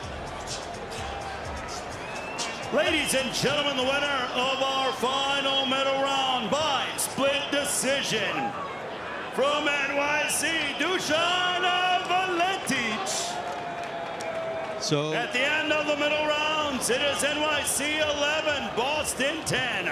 The money rounds are on the way. Valetic gets New York back in front as we make the turn going into the money rounds. It's exciting. And speaking of exciting, what's ahead? Let's hear about it from Justin Shackle. Thanks, Dave. Glad to have you with us as we continue our TBL coverage. And you know, many have asked us how to tell other fans where they can catch Team Boxing League coverage. Well, there are a few places that you can tune in. Now we can be seen on MSG Networks and the Gotham Sports app, as well as on our home network, Envoy TV. Plus, the full season of Encores are on Envoy Fast and Envoy TV every day. Connected TV users with Samsung, Apple TV, Amazon Fire, Roku, and LG devices can download the TBL app and watch both live action and play previous matches on demand. TBL is also seen on YouTube, the TBL app, and in Spanish on the Estrella Network.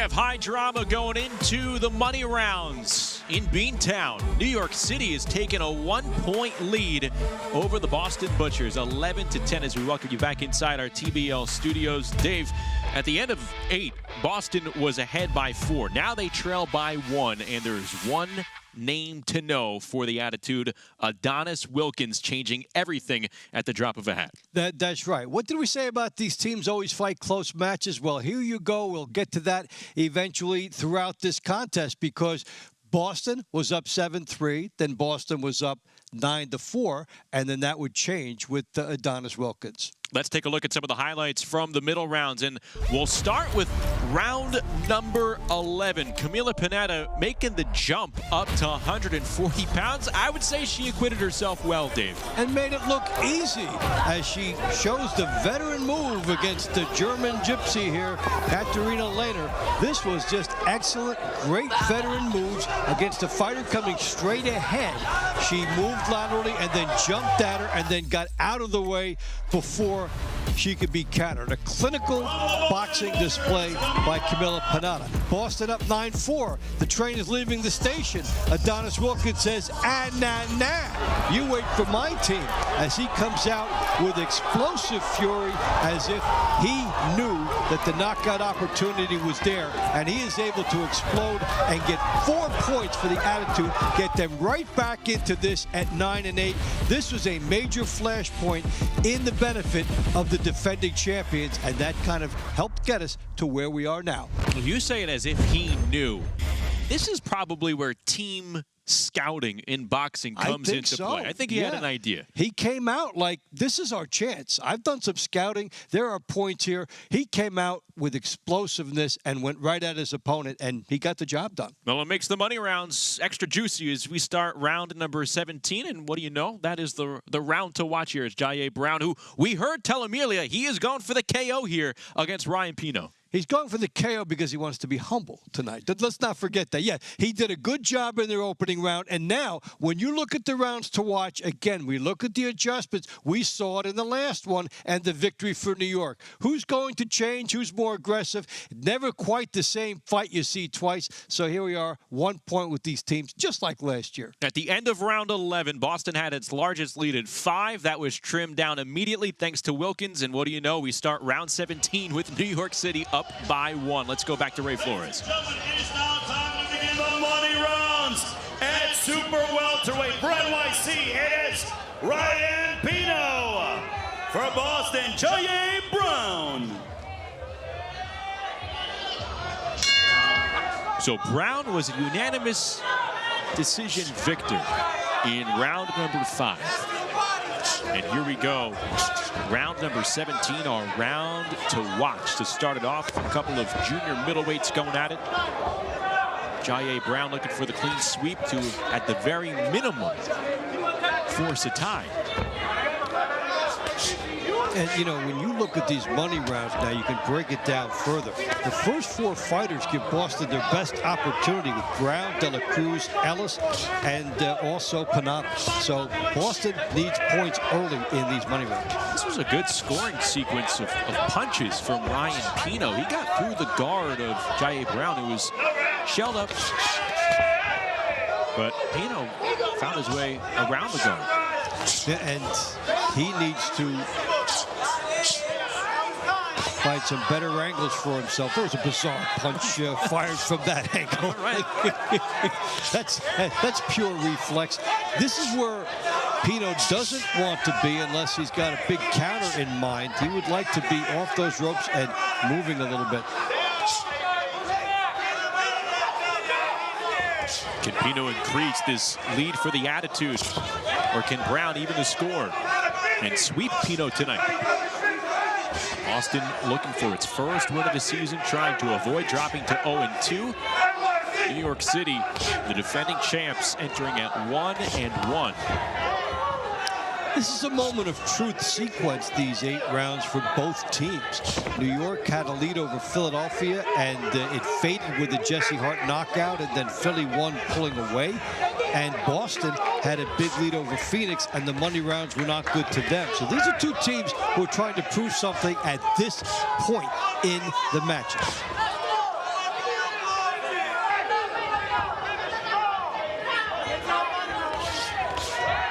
Big swing on the overhand right from Brown. Pino evading that punch. The 30-year-old Puerto Rican from the Bronx trying to even up this night between these two fighters. Good counter punching on the ropes from Pino, but Brown letting it all hang loose. Pino trying to angle away. Yeah, Brown found another gear. A sense of how late they are in the fight. Right hand lands cleanly from Brown. That might have been the most accurate punch of this round. Pino comes back with a right uppercut, and both trading left hooks here in the middle of the ring. But Brown is a tighter puncher, and Pino is firing wildly, so better punches, better power for Brown. Pino having a more difficult time harnessing that 72.5-inch reach. Final seconds to start off the money rounds. It's a good one, and a quality 60 seconds to close it. The last third of this round, both fighters continuing a little bit of gamesmanship with one another. This is the J.A. Brown being a veteran. About 45 seconds to go, and it started right there. This round looked up for grabs, and he decided to lobby to get the point for himself and for his team. He came in, covered up well. His punches were tighter. Pino was firing shots. That good left hook by Brown because he was in tight. His punches were more compact. So what kind of a dance will that be for Pino? Or will it be Boston evening this thing up? Let's find out.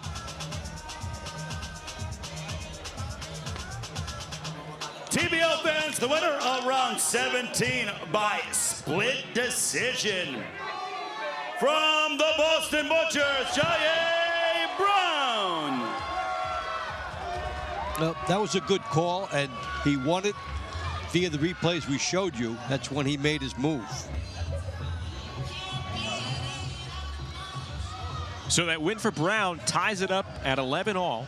As we move into round number 18, Ryan Zoteke and Alexi De La Cruz. Round 18 for NYC, it is Ryan Zoteke.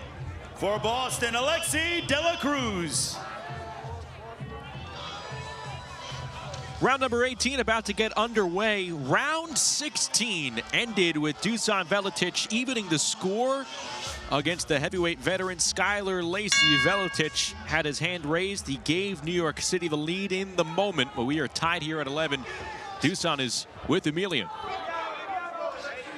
Dusan, I saw you 2 weeks ago, and I had mentioned that I couldn't wait for that fight to happen against Skylar Lacy. I thought that stylistically they would be very similar.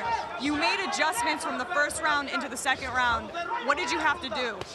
The first thing is the first round he kind of had more experience, kind of bullied me, and it was hugging and and kind of clinching.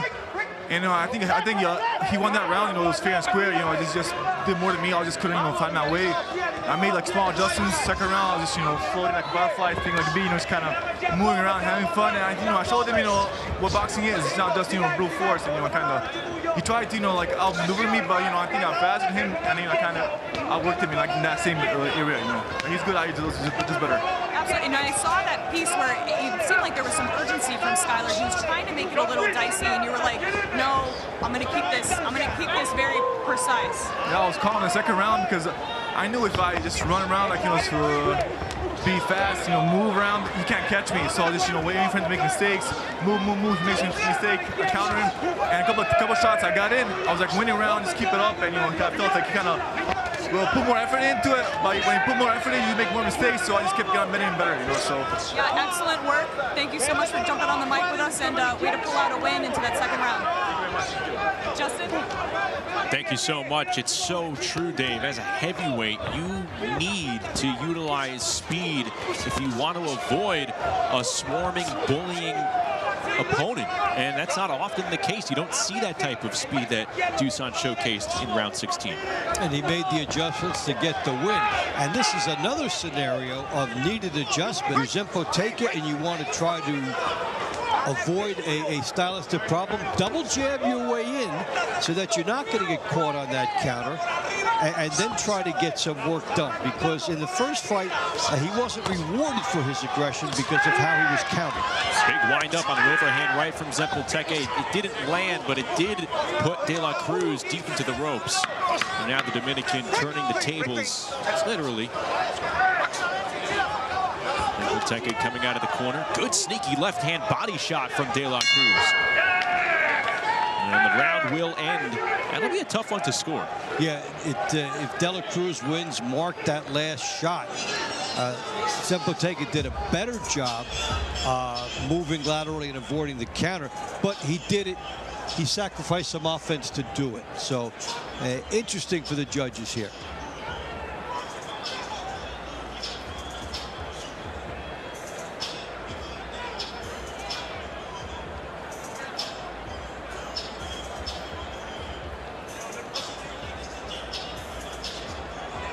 Team Boxing League fans, the winner of round 18 by unanimous decision.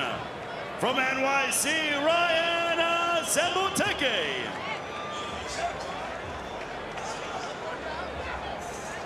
Round 19 at middleweight, NYC, Lacy Gurguliani.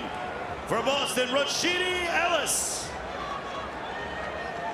So New York City has retaken the lead, 12-11, and here we go with round 19.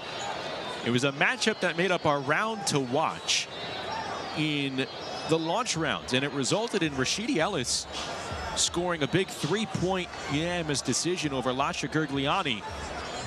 There was a debatable knockdown with Gurguliani. Might have had his foot tangled up with Rashidi, but then there was another one that was definitive. The right hand from Rashidi Ellis. It spoke that round, Dave. And it did, and it helped create a lead that Boston lived on for about an hour before it came for New York. Now it's a big moment for Gurguliani as you take a look at the Ellis bio.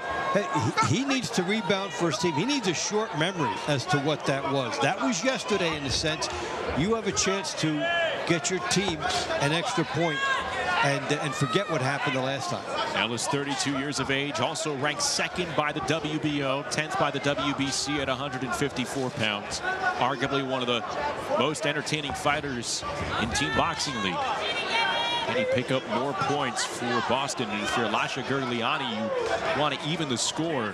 He's been such a dependable, consistent presence for this attitude lineup. And you see, basically, Gurguliani is willing to shoot from the hip, try for big moments, and be vulnerable for big moments against him as he fires the big shots from outside. And that's entertaining for the fans. It looks great. It also gives Ellis a wide open look for the counter.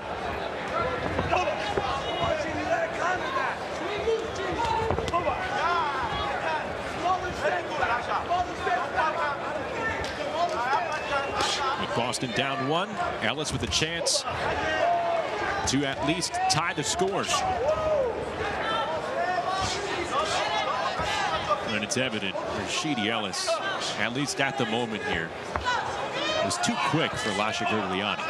And the misses by Gurguliani. So look at this, 3 that do not get in.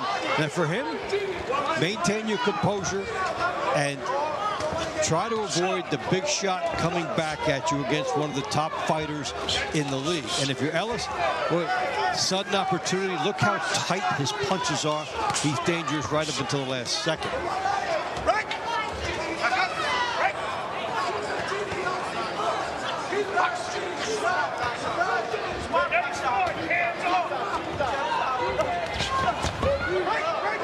Clean left hook fadeaway from Rashidi Ellis.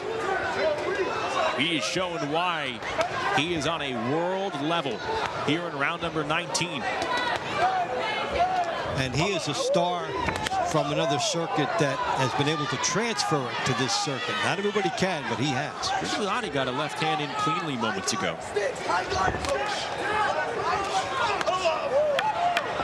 He's got the type of style that can check Ellis for a little bit.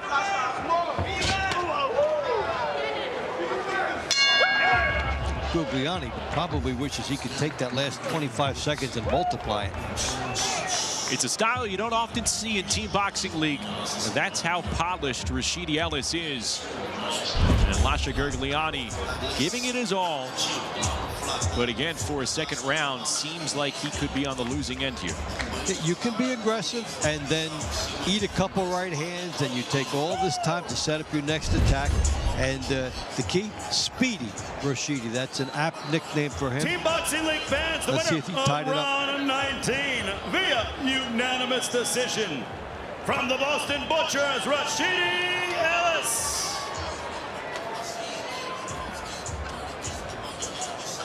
Round 20 and welterweight for NYC. It is Lionel Santana.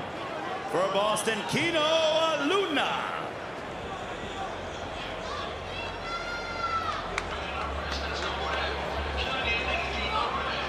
So Taz Colon, Santana, and Kino Luna are going to do it for a second time tonight. This was not scheduled, but a couple of rounds have been scratched. Katarina Lehner took some punishment from Camila Panetta. You can only, at this point, guess without confirmation that it was too much for her to go out for a second round. So now Santana and Luna will fight yet again.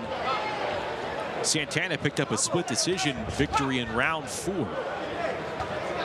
And with this bad boy tied up, each round from here on out becomes so massive. Yeah, and this is, you know, at the beginning, we were talking about the trilogy and their individual matchup, but that's gone now. This is about an even matchup for the teams with 5 matches to go. So you're looking for 3 out of 5 or a big power shot. And Boston has put its very good part of its lineup up and captured 2 of the first 3. New York might be optimistic going down the stretch. This is one of the hidden parts of Team Boxing League that I actually really enjoy, because you have things that happen. I mean, you have certain rounds that eliminate the chance for that rematch, whether it's scheduled or not, to happen again. And this is like a pinch hitter coming off the bench in the dugout. Hey, you're up. Can you do it? Absolutely. Let's go. Let's strap it back in. Give me the mouthpiece. I'm getting in the ring. And you have to know that your opportunity might come. You're listed as a swing round, then you get the chance to swing right back into action. And also how the money rounds operate earlier in the week between the coaches. I pick some, you pick some, and it's a lot of jockeying back and forth, and a lot of the gamesmanship goes on between the coaches before we ever get here. So Taz Santana Colon was scheduled for a swing round, just in case we needed it. Like, right now we're tied at 12, but it was originally supposed to be against Yorman Guerrero. We know what happened with him. He ran into Adonis Wilkins, so he can't come back out for a second round, and enter Kino Luna, who is supposed to face Wilkins. And that's part of the interesting changes that were made this year in the league. Last year, if you were knocked out and then you couldn't go the next time, the opposing team got a bonus point in the money rounds. This time, with the swing bouts being brought into play, that's not an automatic, and you have to go out and earn it. Santana double pumps the left hook moments ago. Luna continuing to come forward. Final 25 seconds in the 20th round. Good 4-punch combo from Taz. The 21-year-old Puerto Rican now lives and trains in Orlando, just outside in Ocala, Florida. Makes his bones in the Orlando downtown boxing gym. And a good connect with that left hand right near the bell. A pretty even matchup in round number 20 as we take a look at the action from the 20th round. All right, so Santana on the right takes a big left hand there by Kino Luna. And Kino Luna did some good work when he got Santana backed up, but Santana did his share as well. So Luna was on the attack, and then Santana able to turn it around. Did a good bit of offensive work, the good left hook that you saw there. The judges don't have an easy choice here. Whatever it is, it'll break a 12-12 tie. Of round 20 by way of a split decision. From the Boston Butchers, Kino Luna. TBL fans, we would like to thank our So Kino Luna comes away with a victory. called to the post. He answers the call, and he's given Boston a 13-12 lead.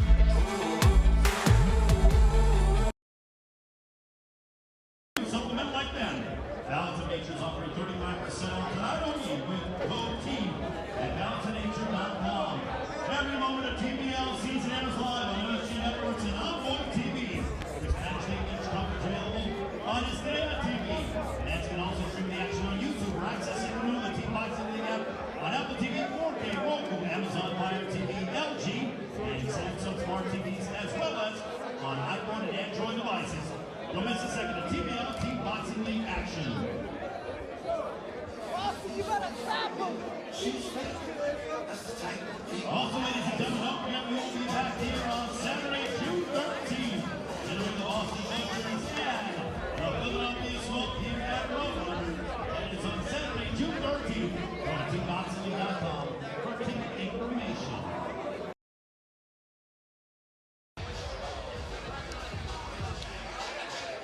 Tight action in Boston. The Butchers are up 13-12, a 1-point edge with 4 rounds to go. Let's go back inside the ring with Ray Flores. Round 21 in the featherweight division for NYC, Alexander Castilliano. For Boston, Emery.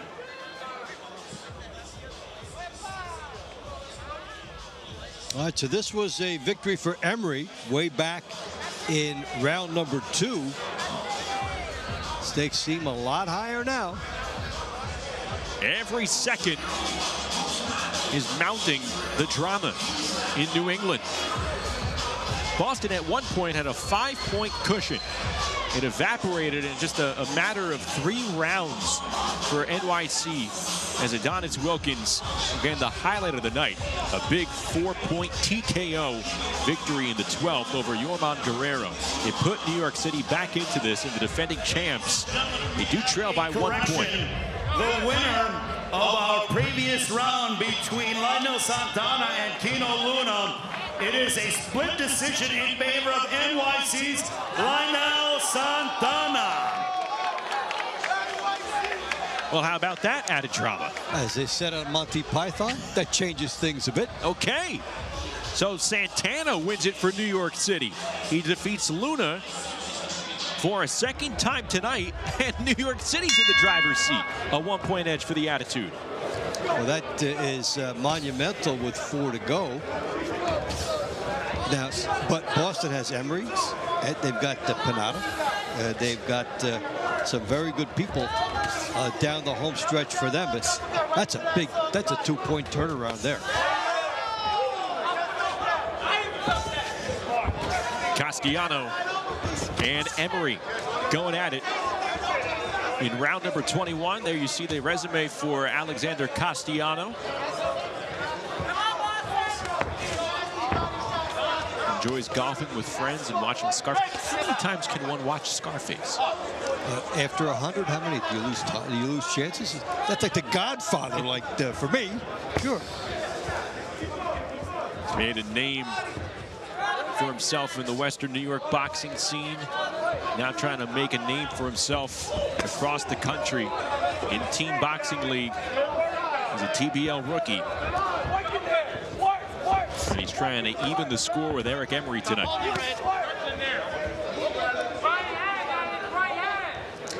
This is real character building time for these fighters and these teams. 1 point, 4 rounds to go, no breathing room. And this is how you grow. This is how you develop. And this is what the coaches tap. Who can I rely on and think about back in August and later in September when we're into the postseason? Emery now 4-3 in limited TBL action. Going for a clean sweep here over Castilliano tonight. He was able to attack Castilliano in a straight line and then cut off the ring defensively.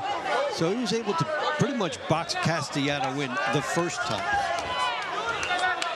Right hand pumped into the body by Eric Emery. Tried to throw a left hook, came back upstairs with the right.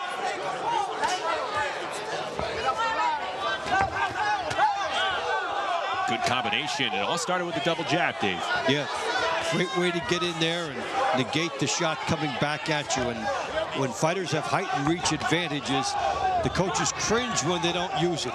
Now, with these latter rounds and with the power being what it is, anything in a power display now, bonus points, will be monumental.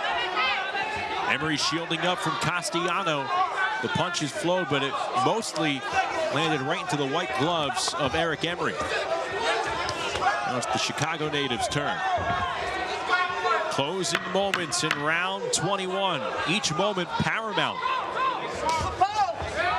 Both fighters trying to put points on their board for their respective team in a close fight in New England. Let's see how the judges score this one.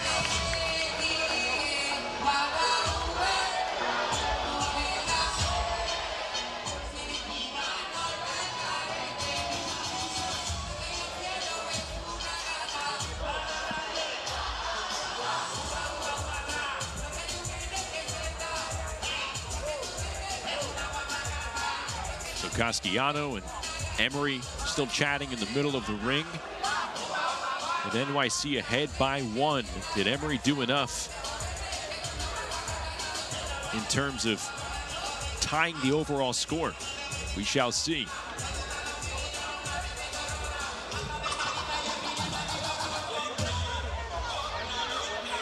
Ladies and gentlemen, the winner of round 21 by way of split decision from the Boston Butchers, Eric Emery.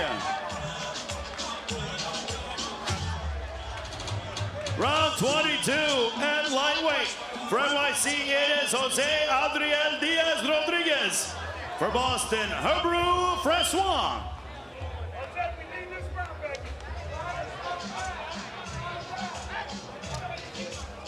So Boston and New York City tied up again. It is now 13-all.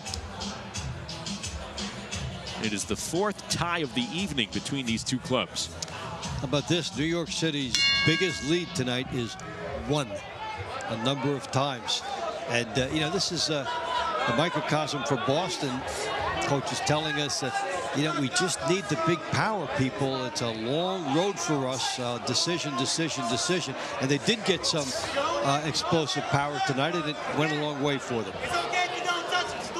Francois and Rodriguez. They matched up against one another in the 3rd. Rodriguez with the split decision win. A narrow launch round. 3 of the first 4 bouts were decided by split decision. And when you're the fighter, and you see 3 of the first 4 with splits, it really sends a message of not having an idle moment, because you just don't know how they're seeing it.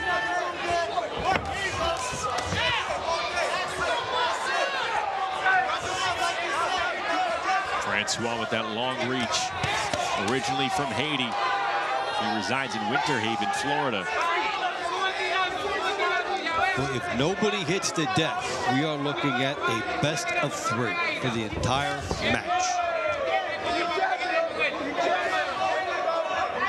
We talked about over the years how close the matches have been.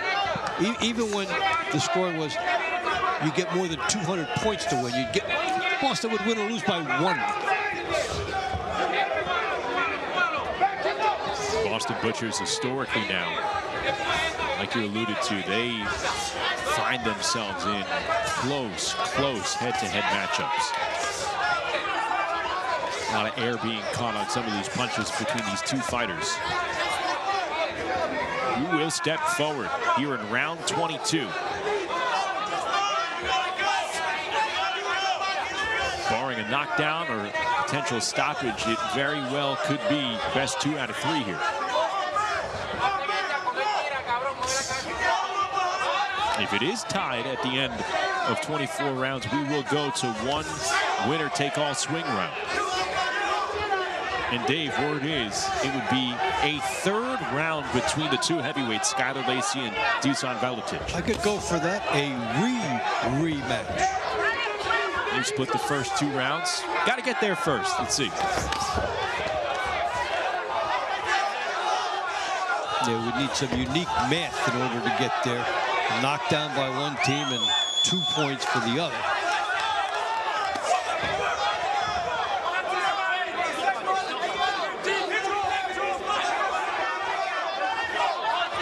Both benches cheering on.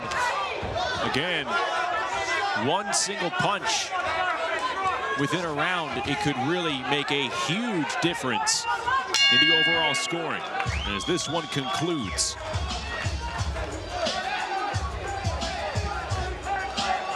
Well, the first round between these two in the third round, it was scored a split decision. This might be even closer.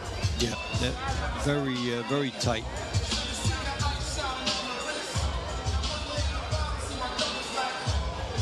Impacts the fights after it.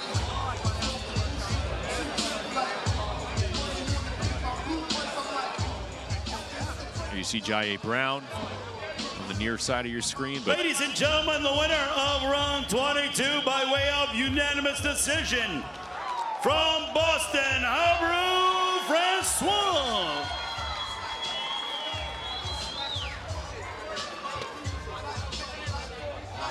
Our penultimate money round will be in the super middleweight division. For NYC, Brian Palco. For Boston, Ronald Ellis. so Boston has taken the lead back, now up 14-13 with 2 rounds to go. And it'll be up to a pair of super middleweights here in round 23. Brian Palco for New York City. There you see Ronald Ellis for the Boston Butchers, and it was Ronald who came away with a unanimous decision over Palco in the 13th round. Welcome to pressure land, Brian Palco. We're not asking for much. We just need to catch up, and you have to defeat somebody who beat you earlier.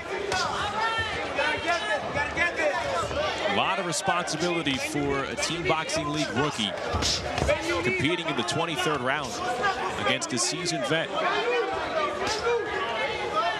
New York City trying to even the score here.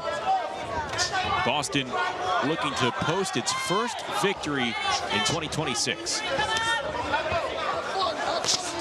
And these two teams, like we talked about, they met in the quarterfinals of the postseason last year. New York City with the upset victory on its way to its second Mega Brawl championship. It was really a storybook run for NYC in the postseason. Beating all the top teams.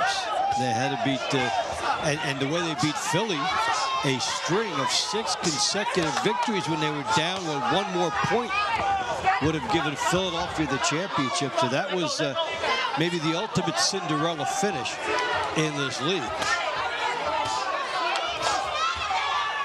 Well, if the judges are going to reward aggression, Palco could be in the driver's seat here. I am not sure how many of these punches are landing, but the throws, they look good. They look quality coming from that taller fighter. They will be significant as tiebreakers if nothing exceptional lands between them. So the perception of aggression is big if you're tied up otherwise. Now, for Palco, it's good that he's got the lead here stylistically, and he would like to punctuate that with jab, jab, jab, so you don't get hit with that on the way back, and then you can try to parlay the edge that you had built up.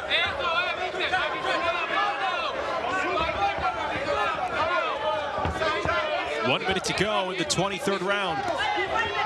With Ellis, a veteran, you get the sense he's about to step on the gas pedal and really go after it in this last minute. Let's see if he turns it on against the 4-time Puerto Rican national amateur champ. 40 seconds to go. Ellis's money punch tonight has been the lead right hand against the southpaw style.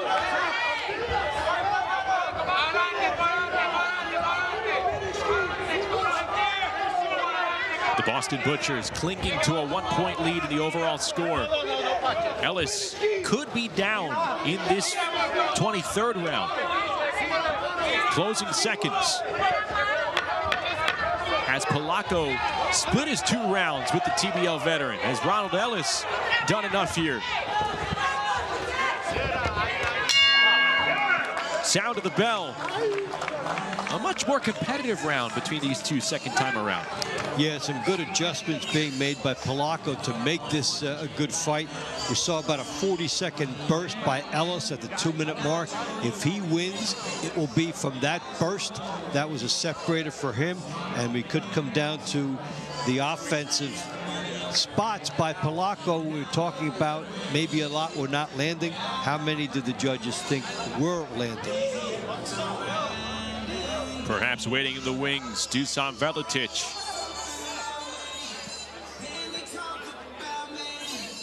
New York City's heavyweight. Ladies and gentlemen, the winner of round 23 by unanimous decision from NYC, Brian Palco.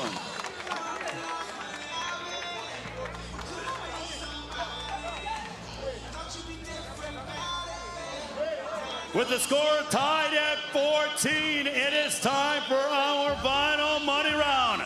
At light heavyweight for NYC, it is Sean McCaman. For Boston, Steven Sumpter. Well, after 6 ties this evening, Dave, it is one round winner take all. Here in round 24, Sean McCaman and Steven Sumpter, 2 light heavyweights, who will decide which team walks out of here victorious.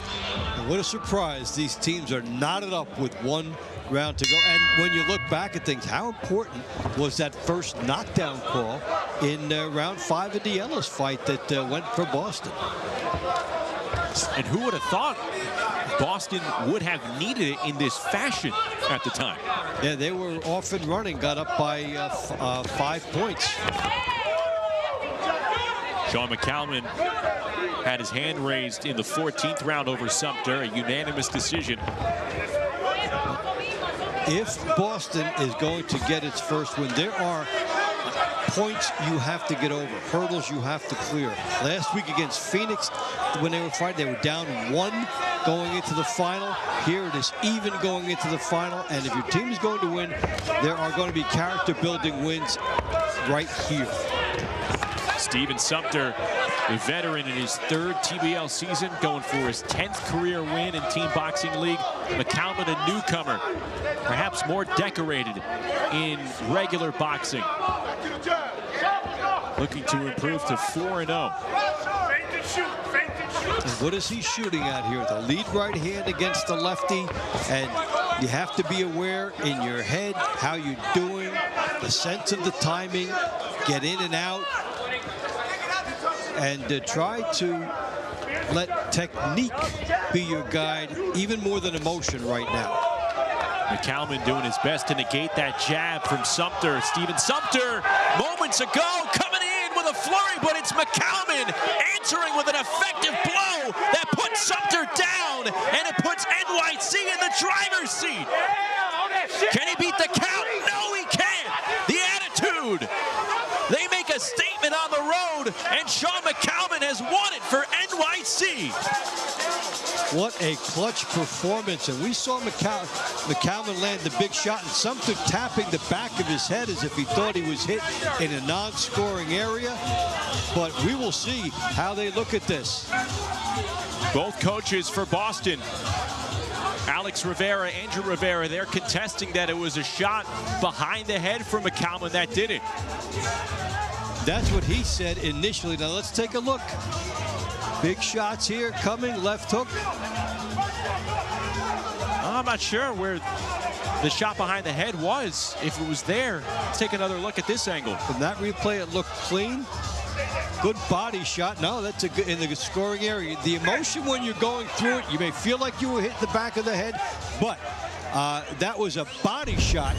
For your winner,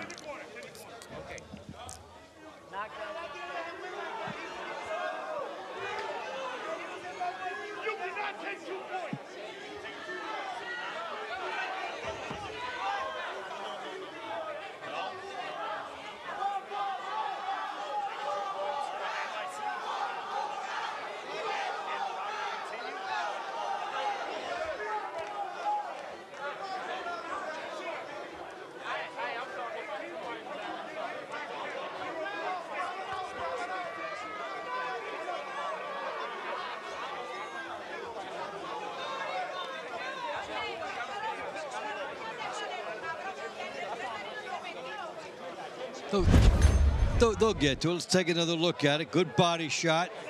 Good shot here. That's the one he may have been referring to that he got hit. He was already down at that point. So he got hit when he was down there, but the knockdown itself was clean. They were contesting for a late hit by McCaman, but the pain was already administered. It was already going to be a knockdown. The knockdown was there, yes. So at best for Boston in that scenario, they were probably petitioning for a point deduction from McCaman. The official didn't see it that way.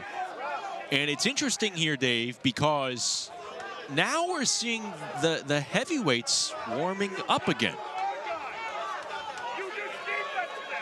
Well, they have not made an official announcement.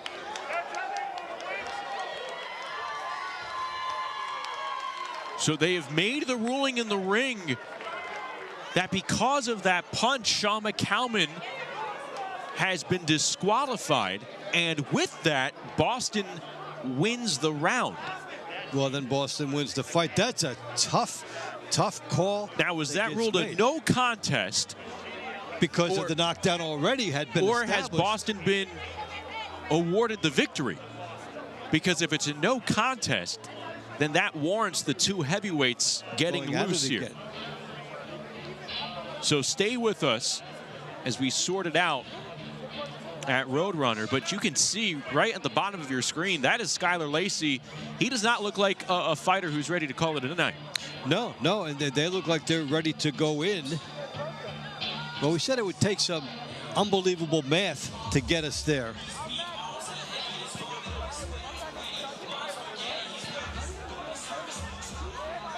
Well, we're being told that it's a clean disqualification, a clean DQ of Sean McCaman for that late punch. That awards a point to the Butchers. And, well, if that's the case, that's a wrap. That's a wrap. That's a tough way for New York to lose. And it's a continuation shot. When we look back, it was not deliberate. Our referee in charge has disqualified Sean McCaman for hitting after the knockdown. Your winner by disqualification of the 24th round is Steven Sumpter.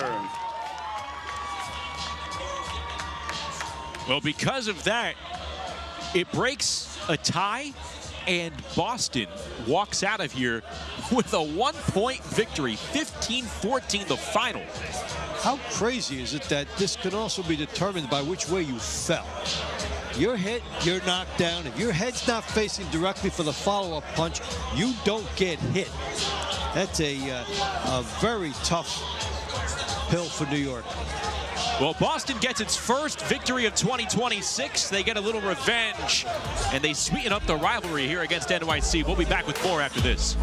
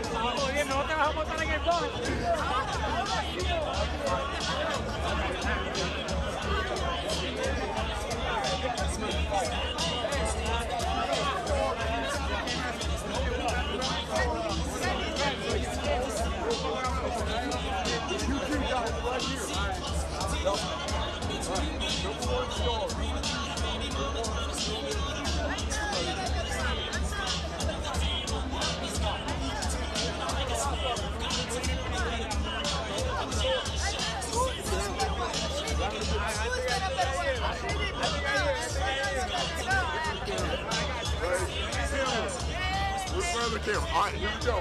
Number 3, number 2, number 1, coach. Then we have a round of the night.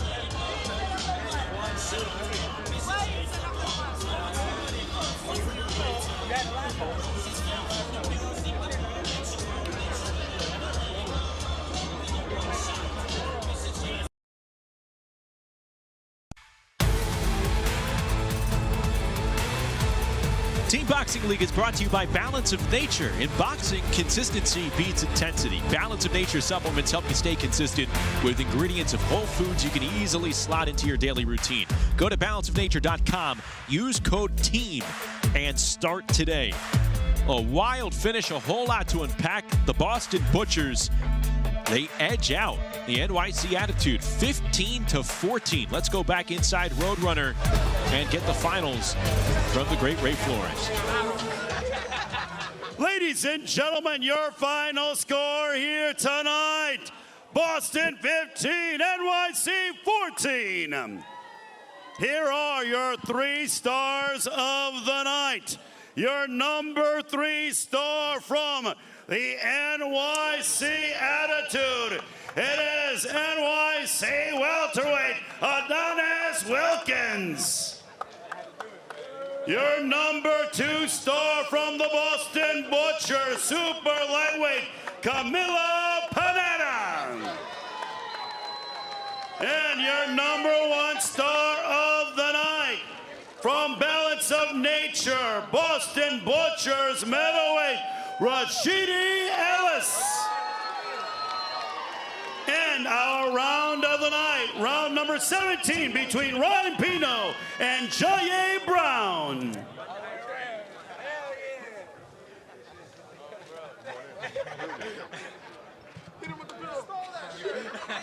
We are back in here with Alex Rivera, winning team tonight, Boston Butchers. Why do you always do this to us? It always comes down to the last little bit. It's always neck and neck. You had such a beautiful lead, and then it came down to the wire. We're Boston, bro. We're Boston strong. We don't want nothing easy. We don't want nothing given to us. We'll take it. We take the win. It was unfortunate the way we won, but we'll take it. We'll take it. We're just gonna get better. A lot of adjustments had to be made to be able to have a full roster tonight. Still having the team to come out victorious. I mean, any thoughts on that, trying to make last-minute pivots? Yesterday was crazy. We had to move fighters around. We got to move rounds just to make the whole roster. We had a couple of fights that fell down because the opponents didn't make weight. Some of the fighters didn't make it here into Boston. And we made it work. We made it work, and here we are, 1-0, 1-1, I'm sorry, and ready for the next.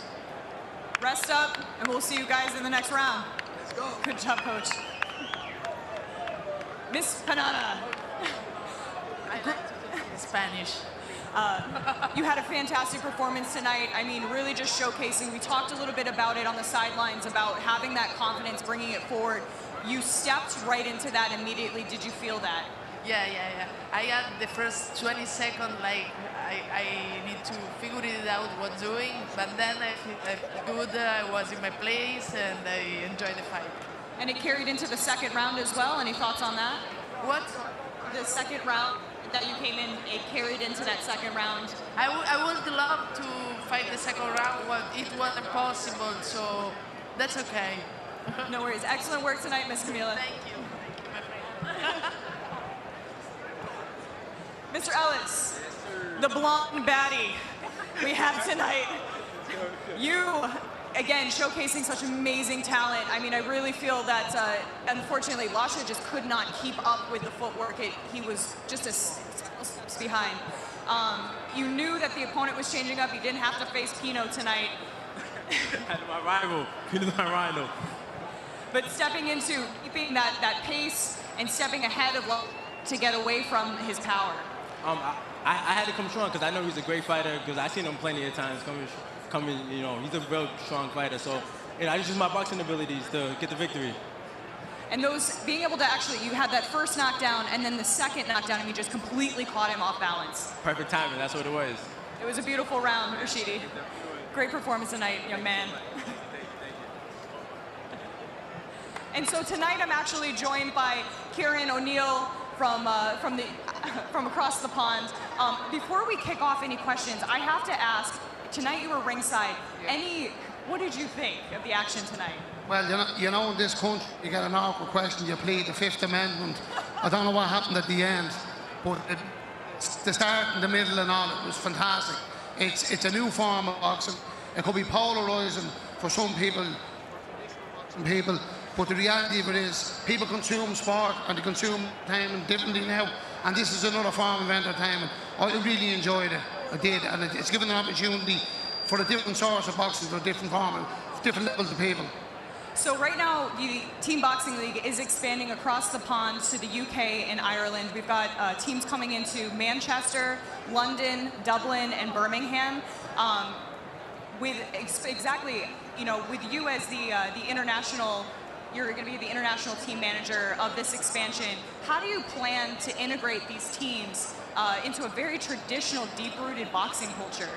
Well, listen, there's a lot of boxers do well, and there's a lot of boxers don't get great opportunities. This is going to give opportunities for fellas at lower levels that normally get ignored. I've seen some very good boxers that never moved on up the levels because you just hadn't got the promotional backing. So this is going to give people a chance to launch themselves, and I believe they'll want the bigger and better things as a result of it. And I was going to ask you, like, the reinvigoration of the sport in itself. I mean, I already know that boxing is very deep-rooted in Ireland. I mean, even the Team USA coach that we have now, Billy Walsh, is part of our team.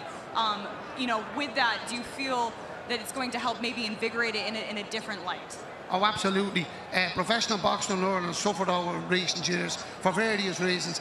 It's a shot in the arm that it needs. It's starting to grow a little bit. And, of course, we're Irish, we're a little bit cocky. And we think we invented the sport.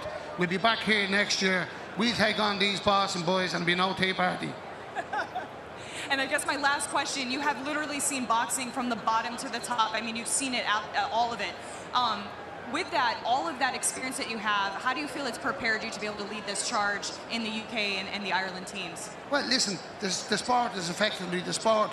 You got to kind of change your train of mind in this form of the sport, because good coaches are used to getting in, changing a contest. You know, we talk about the Freddie Roaches and Teddy Atlas and these guys. Well, they're a little bit redundant. You got to do your coaching in the gym in this one. So we're looking forward to it. Yeah, we got to change our mindset. It's a different format, but we're looking forward to it. We think we can do it. Amazing. Thank you so much for coming up, answering some questions, having everybody see the face of Kieran O'Neill and the UK and Irish teams to come. Thanks a lot. Justin, hand it off to you. Thanks so much, Amelia. Kieran O'Neill already issuing challenges here stateside to the Boston Butchers as we take a look at the Balance of Nature highlights, and we go right to round 24. This is where all the action, the drama, and, well, a crazy finish occurred because it looked like New York City was victorious, but a ruling changing everything. Yeah, Dave. the coaches lobbying after that knockdown for a late hit, and they succeeded in their challenge, and they were able to get that reversed. So for New York City, it's victory that went away, and for Boston, it's a break that they had to have because the fighter goes down. A lot depends on how you fall, to what angle. You're eligible, you get hit with an aftershoot, and then the call went against New York. It was a seesaw battle the entire night, and then there in a matter of moments, it looks like New York City's victorious by 4 points, and seconds later, it's Boston edging them out. So you're going to take a look at the final box score, and it's going to look awfully different than the actual action that we saw before our eyes today. We always say they're close, and this time the close was so much that it had to be settled administratively. So it is Steven Sumpter getting that victory here over Sean McCaman by disqualification, and Boston picks up its first win of the season with a 15-4 final over New York City. Well, we're back at it on April 25th from San Antonio. The Snipers are going to take on the Las Vegas Hustle. San Antonio off to a hot start. They look to start the season 3-0, while Vegas looks to win its second straight match after losing to Philadelphia in the opener, and it'll all start at 8 p.m. Eastern, 5 p.m. Pacific. The Boston Butchers victorious over New York City, 15-14. The Butchers in the win column for the first time in 2026. That's going to wrap it up. Join us again tomorrow for Dave Bontempo, Amelia Moore, our entire Team Boxing League crew. I'm Justin Shackle. Enjoy the rest of your Friday, everybody. From Balance of Nature, Boston Butchers.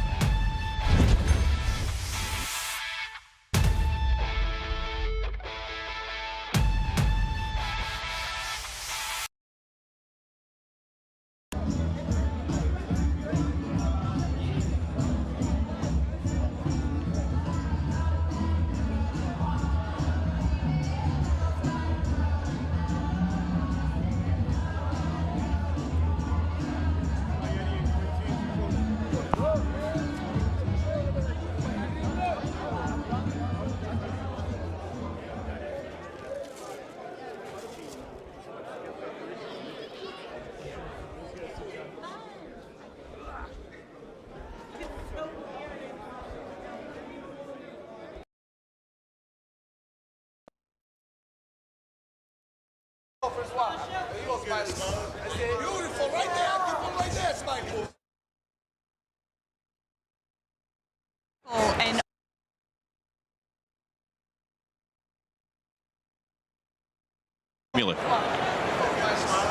Camila, so tonight you're facing Lehner tonight. She has a ton of experience not only in boxing, bare knuckle, and other combat sports. How exactly do you handle someone like that who seems to be very versatile? No, well, you know, any time is a different fight. So I just step in the ring, we'll figure it out, and we'll do my job. That's it.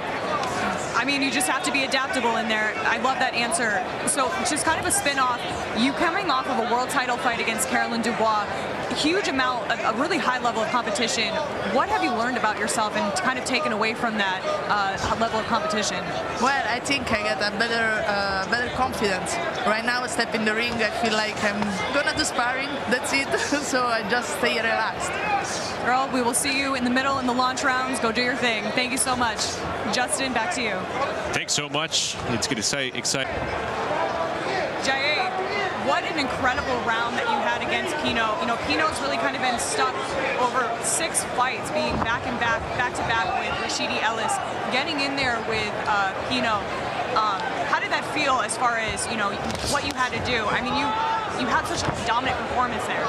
Man, I'm just super blessed. I just want to thank my Lord and Savior, Jesus Christ. I'm going to be humble today. You know, I just want to thank God for everything, man. My team, the Boston Butchers. I just want to thank y'all, TBL, Mark DeLuca, just my whole squad. Pino is a very, very intelligent fighter. You know, he's